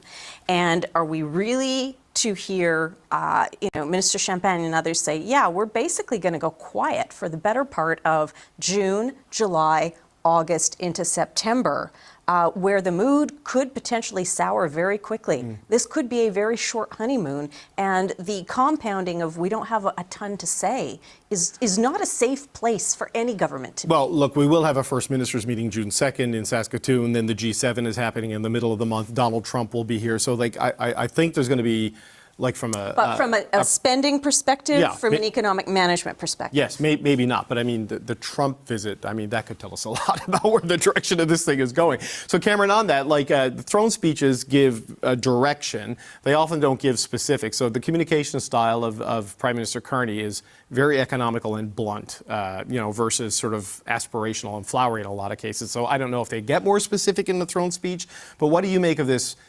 We might be punting a budget to 2026. The promise is for a fall economic statement, not necessarily a budget. What do you make of that? Well, I think that is all speculation. First of all, I agree with Andrew that the strategy to not announce a budget and hold it off until the fall is difficult. Is difficult to understand. The government is going to take some hits. It is certainly a fair debate to have, and it's absolutely fair for the opposition to bring it up and to pressure them on it. At the same time, I will say that the government was elected to take very strong and quick action on the economy on two big fronts. One, on the cost of living, rise in cost of living that millions of Canadians are feeling, and two, on our relationship with the United States and our position as a trading partner vis-a-vis them and the rest of the world. On those two fronts, I don't think by any stretch the government is intending to create a vacuum or to be quiet, as you just pointed out, right? First of all, they're going to introduce a bill they've already talked about their first action being a middle-class tax cut, which will apply to millions of people. They are seeking to eliminate trade barriers between all provinces and territories by Canada Day. They, as you pointed out, the G7 is happening, where our biggest trading partners and allies are going to be in Canada discussing the path forward and how we deal with the trade war. And the relationship with the United States, cementing the visit that he had at the White House just a few days ago, that will occupy an enormous amount of their attention and time, rightly so, but also in the public conversation throughout the summer. So I think the economy will remain the focus. It is directly linked to what they campaigned on and why people voted for them. Right. And I understand the questions around the budget, though. Kate? Yeah. So there you go. So that's the main thing, right? Where the vacuum. So both Sachi Curl and both Cameron Ahmed are right here, in the sense that, yes, these are the normal concerns, what a vacuum is. And if the Conservatives, it creates an opportunity for the Conservatives to just beat the drum constantly, but there's no budget, but there's no budget. When's the budget coming? When's the budget coming? Right? Uh, After a while, when you get to repeat a message that long, it sticks. That's what we learned with carbon tax, right? So I'm not sure. Not, I said, I hope that there's a method behind the madness here. Yes, but there needs to be more because right now, even like the liberal pundit on this panel says, yeah, this is strange and, they're going to take hits. Yes, and they will. So I'm not sure why uh, the prime minister and the party would willingly choose to take these hits. But it's a curious decision. There are people making comments, it's like, I know you want to get away from Trudeau, but you don't have to get away that far. Say that you're not like him. But yeah, it's weird. There's some weirdness there with regard to that, and I don't understand the decision. I can't purport to say that I do. And yesterday, of course, we had a contrast because in Ontario they did drop their budget. So we have one province that's dropping a budget while the federal government is announcing that there might not be one for a while. A lot of people are making comparisons back down to 2008 when Carney was working for the Department of Finance, and we had the financial crash in around 2008 later on.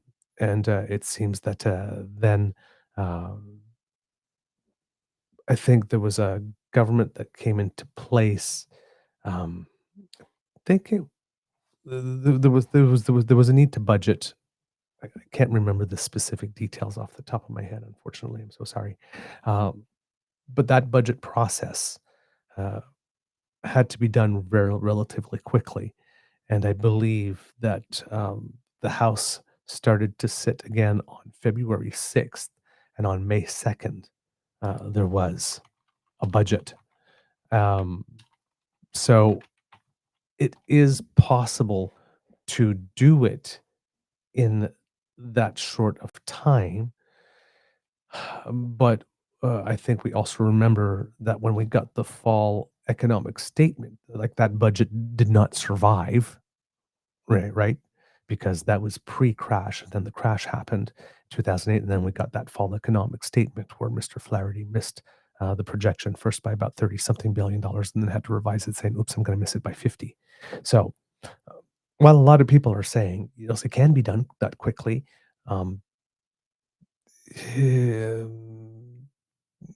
it wasn't a particularly good budget, if we're being honest. So that's one of the things that we're talking about here. We're also, with regard to 2008, how would I put it? As a recession or a crash or type thing, there are some economic indicators, leading economic indicators that come, and then they see them, right? So they were able. You can plan somewhat for that, but in this case, given that we have basically, for all intents and purposes, I hope I'm using this imagery right, but a random particle in the form of Trump who can upend anything on any given day. I mean, Doug Ford tabled a budget. How long it will survive? Trump just has to wake up like this morning and turn around and say, you know what? I'm changing the auto things like this. Boom, and there goes the budget, right? So how much worth they actually have at some point with regard to looking for the future at this moment, considering this particular set of circumstances, is a little bit doubtful. But the picture of the state of the finances, however, is kind of rather important. So I would assume that the fall economic statement would probably have a very, very clear picture on that. If the Liberals were saying something like, well, they're still counting the votes, and we're changing the accounting to show capital and operational expenses. These will be, and we're talking about making the first steps in a major transformation of our economy. So, it's going to take a little longer to get this right as a first budget, right?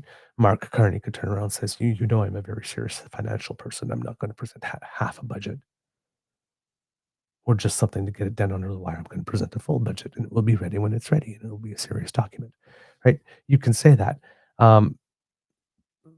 That doesn't seem to be the main line right now out in the liberal sphere. So I'm not, again, a little confused as to why that is.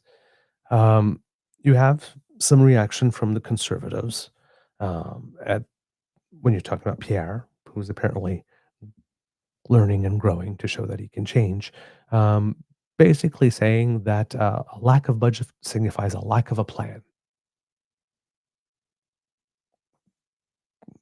No, not really. And again, Mark Carney is plan beats no plan. That's his kind of thing. So I would not suspect that Mark Carney does not have a plan. But right now, there's no budget, and there's not going to be one for a while. And criticizing Mark Carney for a lack of a plan for when you're the guy that was not able to present a proper platform with proper costing. Again, as I mentioned earlier, it's just not serious. So if Pierre Poilievre is engaging quickly again in attack lines that are just not serious, how much growing, how much learning? Not much right there. Other conservative people are going on political talk shows and interviews and stating things like this might generate run-ins with the Auditor General and rating agencies and the Parliamentary Budget Office. Probably not. I mean, the Parliamentary Budget Officer probably is not going to be happy that there's no budget for him to parliamentary office with. So yeah, that's reasonable. I'm not sure that there'll be, if there was anything from the Auditor General just saying like, well, you really should be budgeting, tisk. And with regard to credit agencies, this is not the type of thing that makes them happy, but Canada's credit status and what they know of our economy to be true is pretty good, and there's probably some leeway there for us. But again, it is completely unconventional. But those types of things seem to be a little bit of fear mongering or fear conquering at this moment. They could be considerations down the line if the process goes off the rails. But simply delaying for a bit probably wouldn't cause that much of a problem. If the budget is delayed up until next year's, like this time next year, the full, budgets usually come in April. That would be a little that would be a little much, I think. But one could make the case that given that there's going to be a lot of transformation, he might want to have a little more in-depth consultation with various industries before putting out a fuller budget.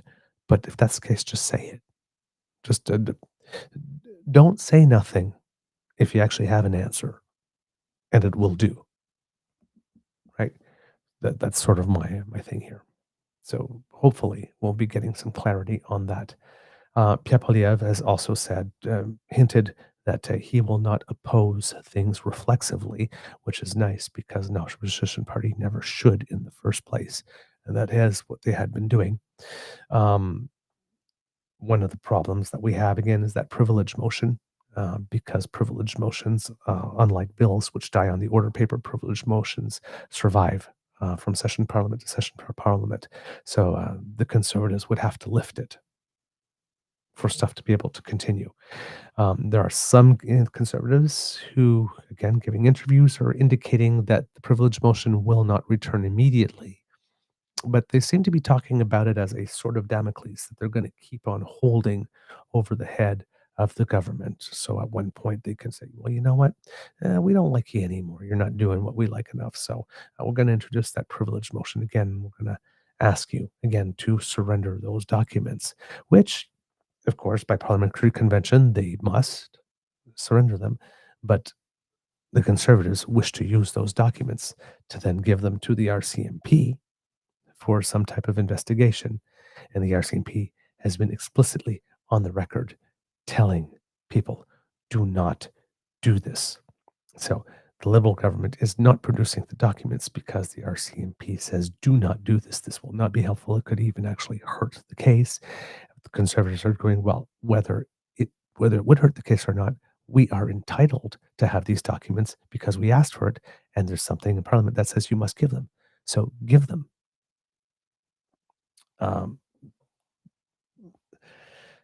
And the Liberals know what the Conservatives want to do with it. Now, part of me says, well, you just give them the documents like this, and then the Conservatives will do what they will. But also when the Conservatives have the documents, of course, they're going to look through them, and then they're going to point to a whole bunch of stuff and create other hay. So, and if that's all they were going to do, okay, that's something that the Liberals might not like, but they would have to surrender them. But what the Conservatives are talking about is taking these documents and giving them to RCMP and saying, here's the proof that you need. And that can't, the RCMP can't use the documents acquired in that manner to do that thing. It's not aligned with the Constitution. So, and that's the thing, right? So, except you have the Conservatives asking the Liberals to do something that would enable them to do something that could, and most likely would, botch an investigation. But the Conservatives are just choosing to be super pedantic and saying, yes, but the government, the House said that you should, so you need to supply them. And the Liberals want to prevent them. Liberals are claiming they want to prevent the Conservatives from doing that thing that they should not be doing with those documents. So therefore, they don't want to act on it, and they're taking the hit. I don't know what the way out of this is permanently. At some point, I mean, if the Conservatives are just going to take this and they're just going to hold it and say, okay, now you're not because the whole Conservative position, again, seems to be, Liberal Party, and this is another sign that they've changed. Liberal Party, that whole campaign that you just ran on, yeah, just fucking chuck that. Put our policies in place instead. Just disrespect the 8 million and such voters who voted for you and impose our plan on instead.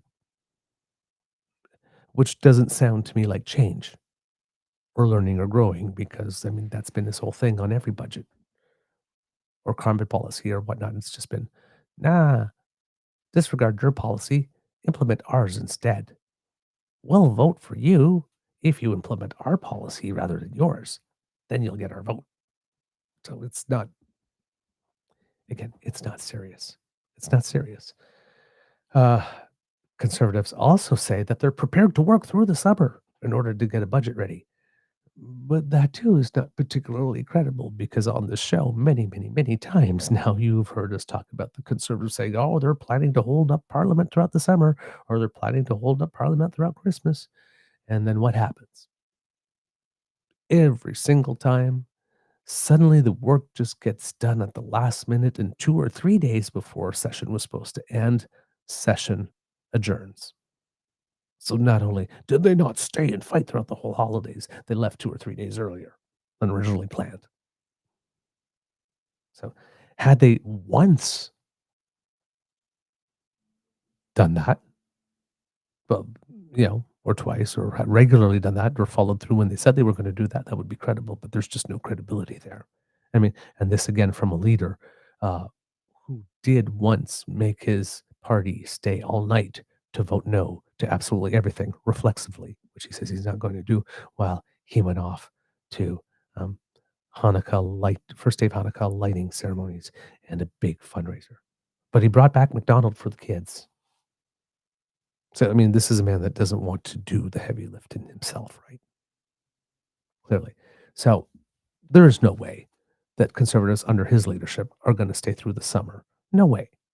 He wants to go through the summer. He's got a campaign. He's got a by-election to win. This is not serious. The Conservatives won't oppose reflexively. won't oppose reflexively the things that they like a tax cut, like cutting GST on houses, which, by the way, I've heard another economist to turn around and say, these types of measures on that, they basically do nothing. They're basically useless. But there they go.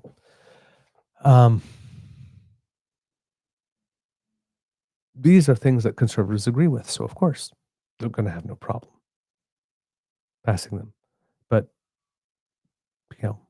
once they get denied a couple of times, are we going to go back to that opposing reflexively, which should never be the position? And then again, criticizing other people allegedly for a lack of a plan when he himself did not have one. Because you can't criticize someone for lack of a plan when you have less of one.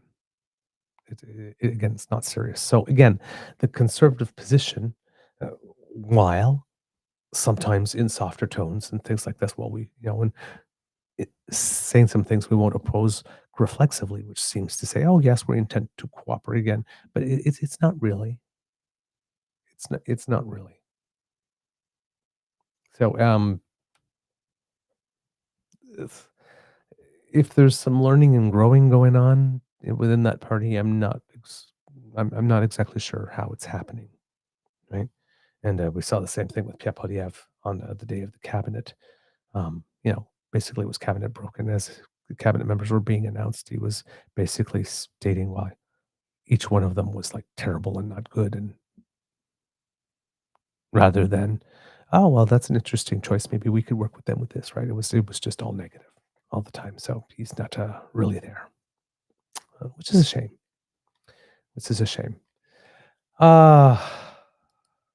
So we'll see what keeps going with this.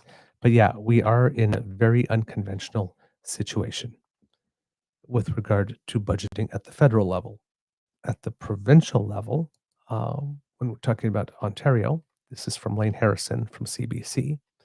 Doug Ford's new budget is awash in red ink with a $14.6 billion deficit planned for the next fiscal year, largely to deal with the economic pain of a trade war with the United States. The $232 billion budget delivers on a promise the Premier made during his re-election campaign in February to spend big on tariff relief programs. It also presents a starkly different picture of Ontario's financial future than the one he shared in the 2024 Fall Economic Statement, with a longer path to balance. Now is the time to invest in business and workers as we face this challenge. It is not the time to take our foot off the pedal building infrastructure, Finance Minister Peter Bethlenfalvy said to reporters at Queen's Park. In the legislature, much of the finance minister's speech focused on the actions of U.S. President Donald Trump, who in a viral exchange told Ukrainian President Volodymyr Zelensky his country did not have any cards without the United States. Quote, "Here in Ontario, we have all the cards we need," Bethlenfalvy told his fellow MPPs, referencing the province's natural resources and workforce. As recently as last fall, the province predicted a $1.5 billion deficit in this spending plan, but oops, we're down to 14.6. They promised that the deficit would be 1.5 billion before the election. Now that the election's passed, all of a sudden it's 14.6. Yeah. No wonder he went early. The budget also includes previously promised measures like a $9 billion tax deferral and a $5 billion fund for business. Tariff relief measures include the Protect Ontario account of up to $5 billion in funding that will act as an emergency funding backstop for tariff-disrupted businesses. That means, federal government, you go first.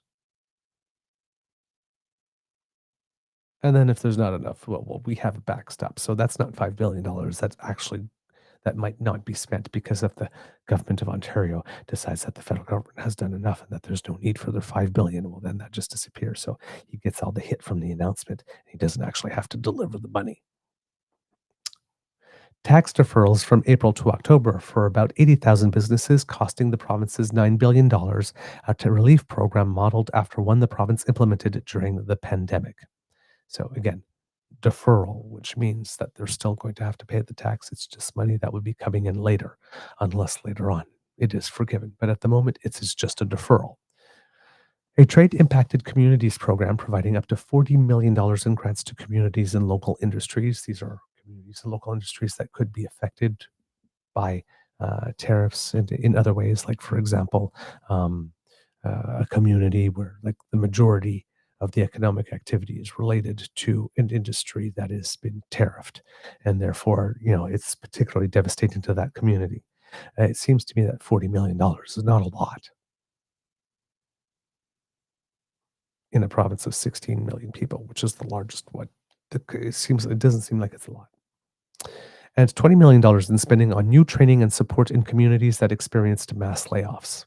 So again, same thing, right? It's like if an auto plant shuts down, whatnot, and there's mass layoffs. Well, there's this money for spending in new training. Again, doesn't seem like a lot. 20 million, considering the number of jobs at stake. The government's path to a balanced budget has been extended by a year, in part due to the impact of American tariffs. After projecting a small surplus in 2026-2027 in the fall economic statement, the government now expects to run a nearly $8 billion deficit that year before balancing the budget in 2027-2028. That's cute.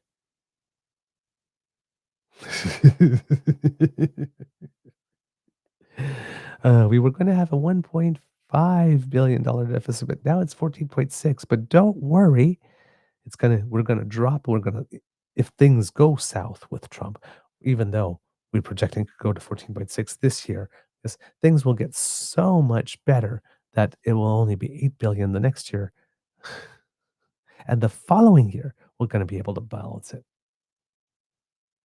Trump will still be president in 2027, 2028. But Doug Ford wants you to believe that there exists some type of reality that Trump won't throw further curveballs such that, we'll be able to balance this in 2 more years. We're basically close up a $14.6 billion deficit hole in 2 fiscal years. Sorry, not seeing it. The province has also lowered its revenue expectations for the next 5 years, as Ontario is poised to be hit particularly hard by tariffs. Quote, "When I tabled the fall economic statement, Donald Trump hadn't been elected," Bethan Falvey said. He added, "A balanced budget, quote, is on my wish list every Christmas." Yeah, that's nice. But that won't buy you a cup of coffee anywhere. But those aren't the only adjusted projections. Housing starts in 2025 are projected to be around 2,800 units lower than in 2024, which was already low, and job creation is expected to be cut in half. The province will be spending $16.2 billion on interest and other debt charges in 2025-26, more than the base budget for post-secondary education or justice.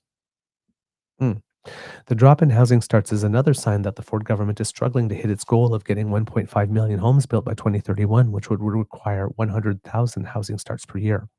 But all of the projections are being made in a world of constant uncertainty when it comes to what President Donald Trump may or may not do with future tariffs.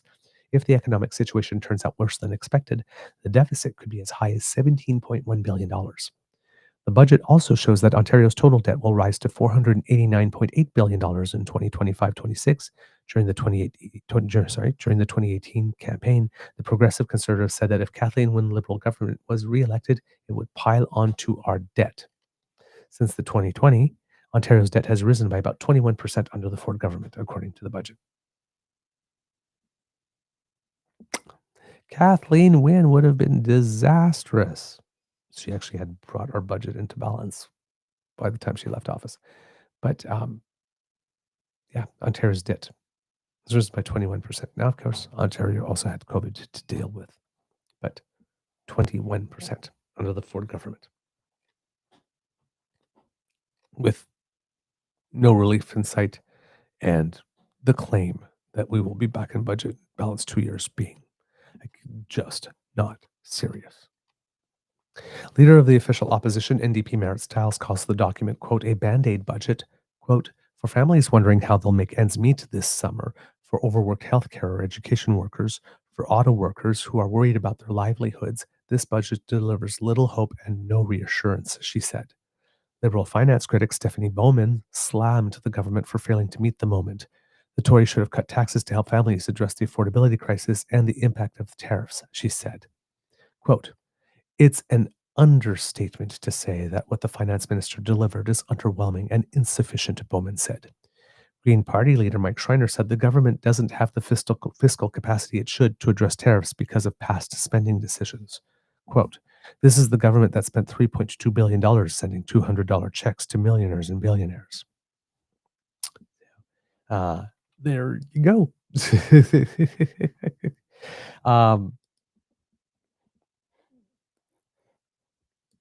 How would I put it? It is not unexpected that the budget for Ontario would show that there's more bigger deficits and all that kind of stuff. It's the threat. I mean, like I said, there are already jobs being lost, right? And there are already shifts being changed at the auto plants, whatnot, just based on what's out there now. So there's no doubt to expect them to have been able to say, "Hey, we did balance this year," would have been even more not serious. But yeah, I in a world of flux and uncertainty, and where the uncertainty and the flux is just starting, to present a budget with the assumption that in 2 years from now, that starting next year and then the year after, things will be so rosy that you can wipe away 14.6 in just 2 years. I find that, again, if they can do it, great, and I'll believe it when it lasts, but I just do not. I do not see it at all. Darn. All right. I hope I can find it as well, because when I saw the comment from the Green leader, Mike Schreiner, it reminded me of something that he recently said. Here, I have it here. He came up with an idea that I think is really good, that other parties should pick up on. Now, it doesn't have to do with the budget specifically, but it has to do with regard to development and protecting our agricultural lands in the province. So so that they can be used for agriculture. So here we have Kits and Cubs, Mike Schreiner of the Ontario Green Party, with a suggestion that I believe to be a rather decent initiative. Ontario loses 319 acres of farmland each and every day to things like low-density urban sprawl, aggregate mining, and highways like Highway 413. And I believe that tariff-proofing Ontario's economy starts with protecting the farmland that feeds us and the farmers who grow that food and the 875,000 people who work in the food and farming sector, contributing over $50 billion to Ontario's economy. And so that's why today I'm proud to stand with MPP Bobby Ann Brady and to bring forward a bill that we will introduce later today, that if passed, the Protect Our Food Act is designed to create a food belt. And the bill proposes to do that by creating a task force that would include farmers, agricultural experts, and land use planners to develop recommendations for strong food belt protection. Now more than ever is the time to protect our farmland, support farmers, and grow more food right here in Ontario, because food security is national security. This legislation is close to my heart because I represent Haldimand Norfolk, which is a significant agricultural region in Ontario, known for its diverse crop production and livestock farming. The loss of 319 acres of farmland each day equates to the loss of 9 family farms each week. 319 acres can produce more than 23.5 million apples, 1.2 million bottles of Ontario VQA wine, or 37.1 million strawberries. If we don't protect our food-producing land, we will send shockwaves across our economy with the loss of STEM, labor, technological jobs, and even damage our rural main streets. Let's all work together to protect our food supply and our farm families. All right. So yeah, just a little thing that I had noticed in passing because, well, we don't get to talk about the Greens often, and we don't get to talk about agriculture all that much either. But yes, it seems that there is a push there to do this to try and protect our land for our food. And I hope that that there are other MPPs in Ontario who support this initiative because he is right. Food security is national security. Absolutely. All right, kids and cubs. Let's see, what else do I have for you here? Just a couple of little things before we go.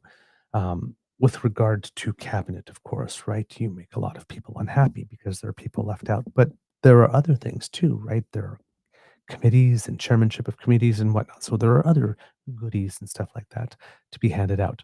One of the ones to be handed out, it's not an official cabinet position, but still important, is who's going to be the party whip. And it seems that the Liberals have decided that Kingston and the Islands MP, Mark Garrettson, who we've had on our show, has been named the party whip. I think that's a particularly good choice. Mark Garrettson seems to have the ability, particular ability, to get under Conservatives' skin for some reason. They just really don't like him. They often try portraying him as a clown and that type of stuff. Seen lots of memes, but yeah, they really don't like him. He seems to have the way to needle them, so which is interesting. And that, I guess, got him noticed, got the attention, and now he will be the government whip. So he's been given a little additional responsibility. Prime Minister Carney on Wednesday also unveiled new cabinet committees responsible for carrying out the government's priorities, only one day after his new ministry was appointed. This is from My Politics. The committees are headlined by a new group devoted to, quote, priorities, planning, and strategy, which will be chaired by Carney and appears to be a replacement for the Central Agenda, Results, and Communications Committee formed under Justin Trudeau. The Priorities and Planning Committee is one of only two groups chaired by Carney and features virtually every high-profile minister, including Intergovernmental Affairs Minister Dominic LeBlanc, Industry Minister Mélanie Joly, Finance Minister François-Philippe Champagne, and Foreign Affairs Minister Anita Anand. According to the Prime Minister's office website, the committee will set, quote, forward-looking strategic decision, prioritize government activity, and track implementation. Meanwhile, Prime Minister Carney has eliminated the cabinet committee exclusively focused on Canada-US relations, which was reinstigated during the last months of the Trudeau administration, when US President Donald Trump returned to the White House. However, responsibility for bilateral relations is mentioned as one of the responsibilities covered under the cabinet committee focused on secure and sovereign Canada, which will be chaired by Defense Minister David McGuinty. Government House Leader Stephen McKinnon said he would be, quote, reaching out to other parties soon about the Liberals' legislative agenda. So there you go. Committees, always very important. We don't hear, they do the work in the background like this, and every now and then something that will happen there that comes up and makes news.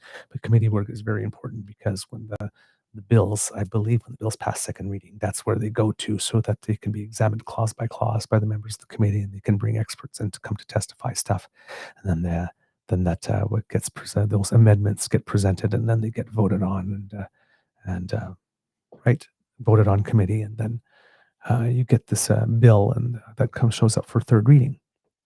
And if it passes, so committee work is extremely important in terms of making bills better, making sure that they're consistent, within itself and with other legislation around, and then of course the Senate, with sober second thought, has their function to do that way as well. But committees are very, very vital part of the process, particularly the legislative process. And committees can also investigate when there is scandal and stuff like this. But committees are meant to. The goal is supposed to be to make bills better, right? So it's supposed to be a little more collegial, and that's why these the repeated revelations among conservative governments, across conservative governments at the federal level, of having this strategy book to append committees and make life hell with them are particularly odious to anybody who actually respects democracy, because the committee process is supposed to be intended to make bills better.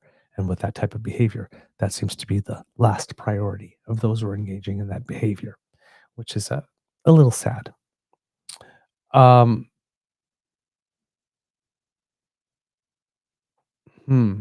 Just taking a look at a couple of other things here. I think that's most of the stuff that I got from you. Just checking to see if there are any specific updates I need to know.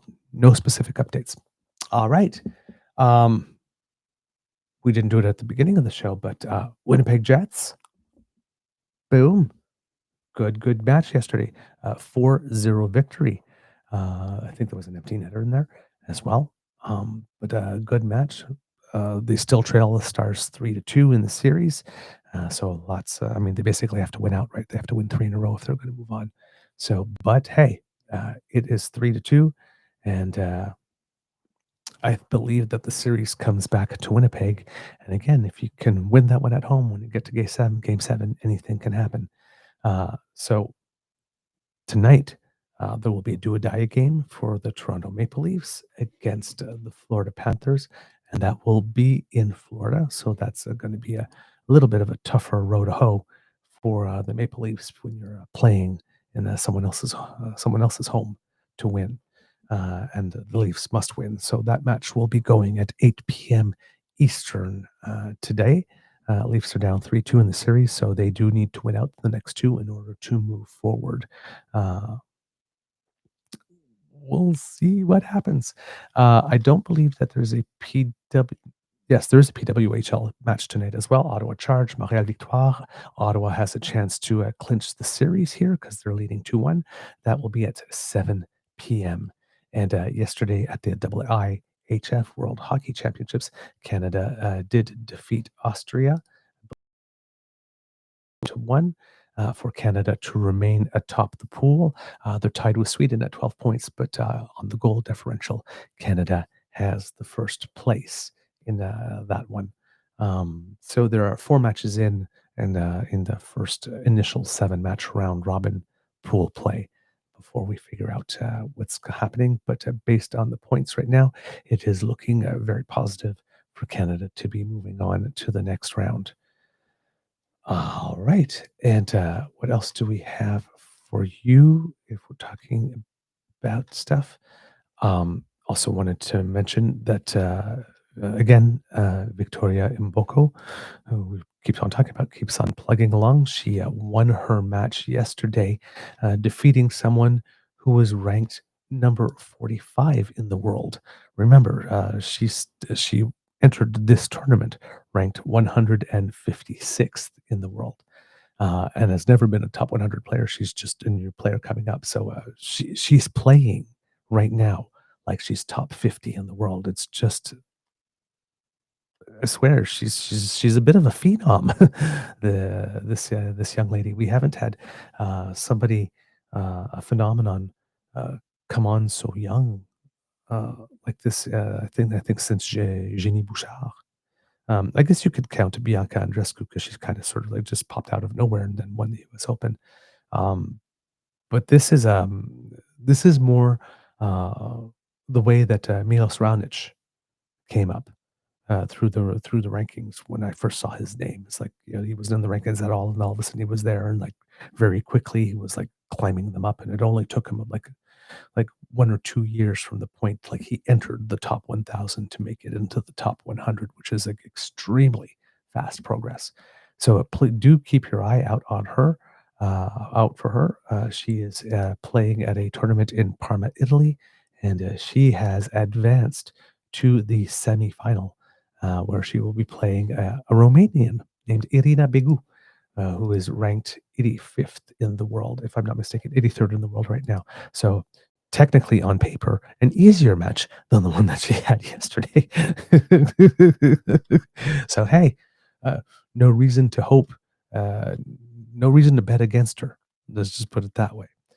Also, a young man who we mentioned named Cleve Harper, who recently who recently entered the top 100 in the world in terms of males doubles play, and he's our only player Canadian player in the top 100, is playing in a tournament in Bordeaux, France, and is doing very well for himself too. Has advanced to the semifinals in that one with his partner. So hopefully there could be another win for him there. It would be really good for Canadians. All right. I don't think I have anything else for you today, kids and cubs. So I will say that this is the end of our show. We hope that you loved listening to us because we love making this for you. Remember, sharing is caring and word of mouth is priceless. So please, if you can, tell your peeps and poops all about us. It really, really helps us when you do. And if you share our content and include a little word of yours when you do, that helps us a lot. People respond more to things that are shared that have a little something of you in it as well, because all of you, as I keep on telling you, are influencers in your own circles. So whatever influence you can use, we would be very grateful that it would be, put to use for our benefit.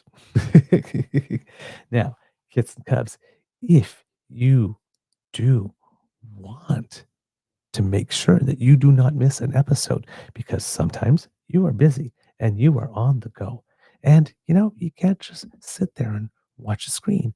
Well, hey, we are portable. Take us with you. We have a podcast format, and you can do that. Get it for yourselves by going to our pod page, which is sponsored by the Ray Girl.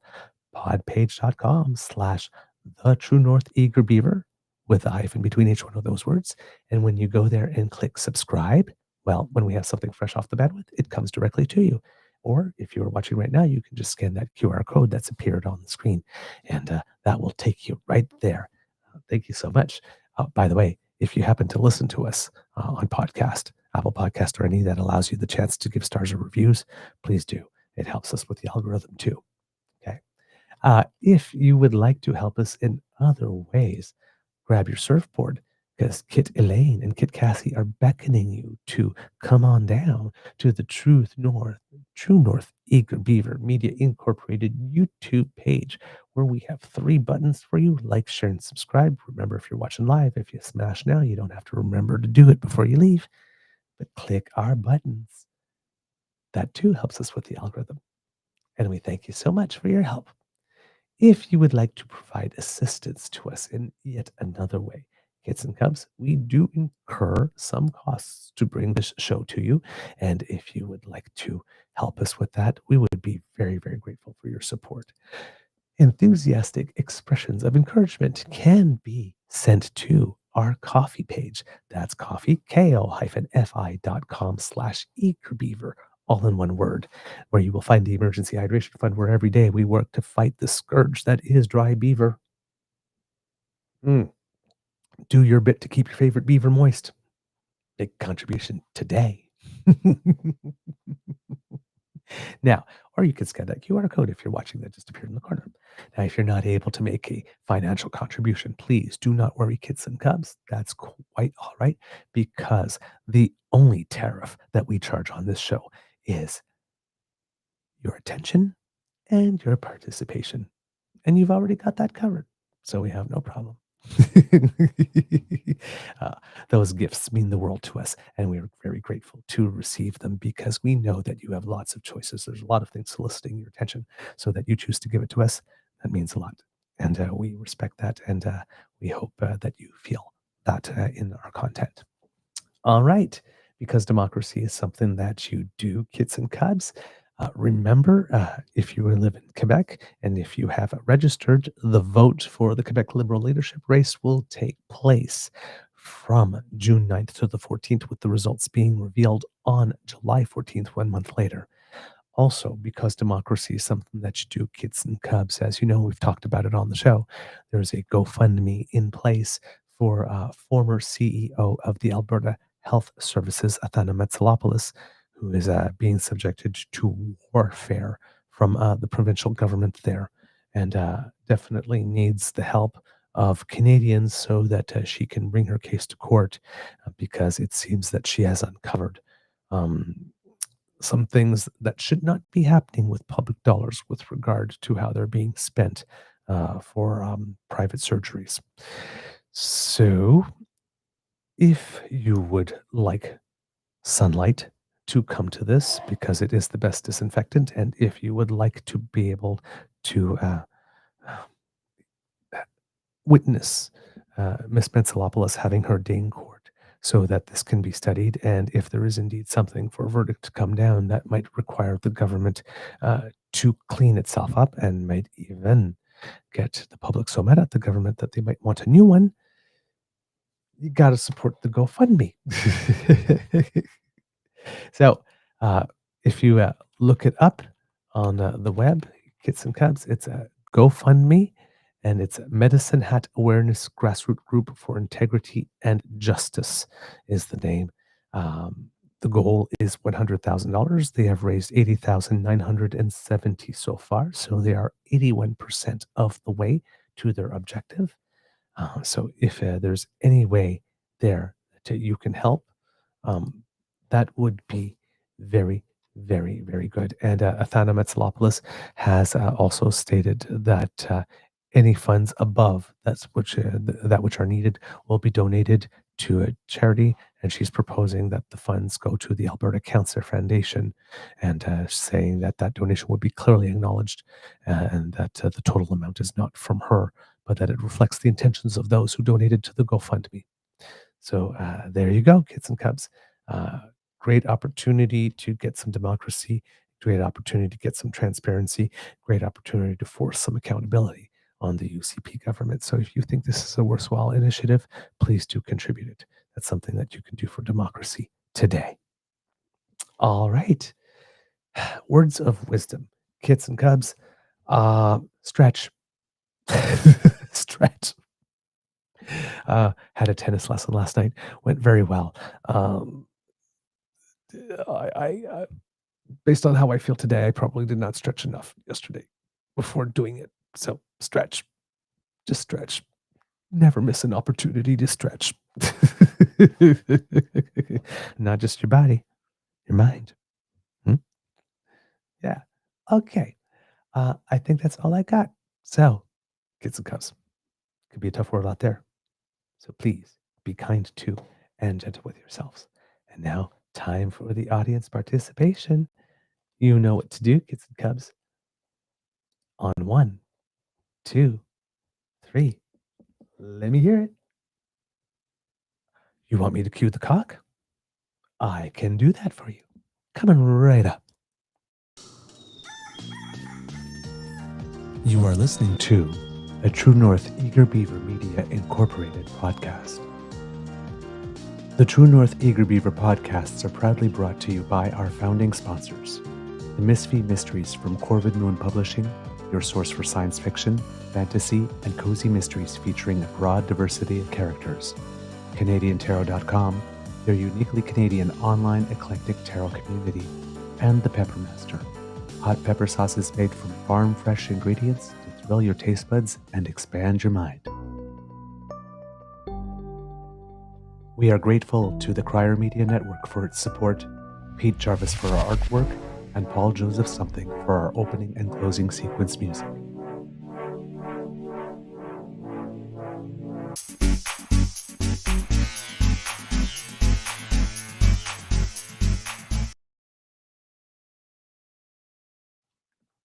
All right, Cubs.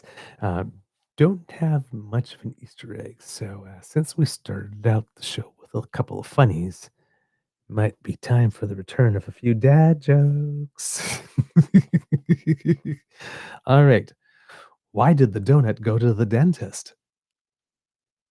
It needed a filling. I asked my friend, "What are you adding to the Indian food you're making for dinner?" He said, "It's ghee." Ah, thanks for clarifying that.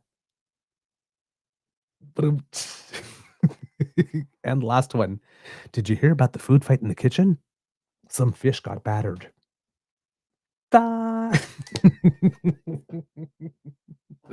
All right, Kids and Cubs. I know, they're terrible. Have a beaverific day.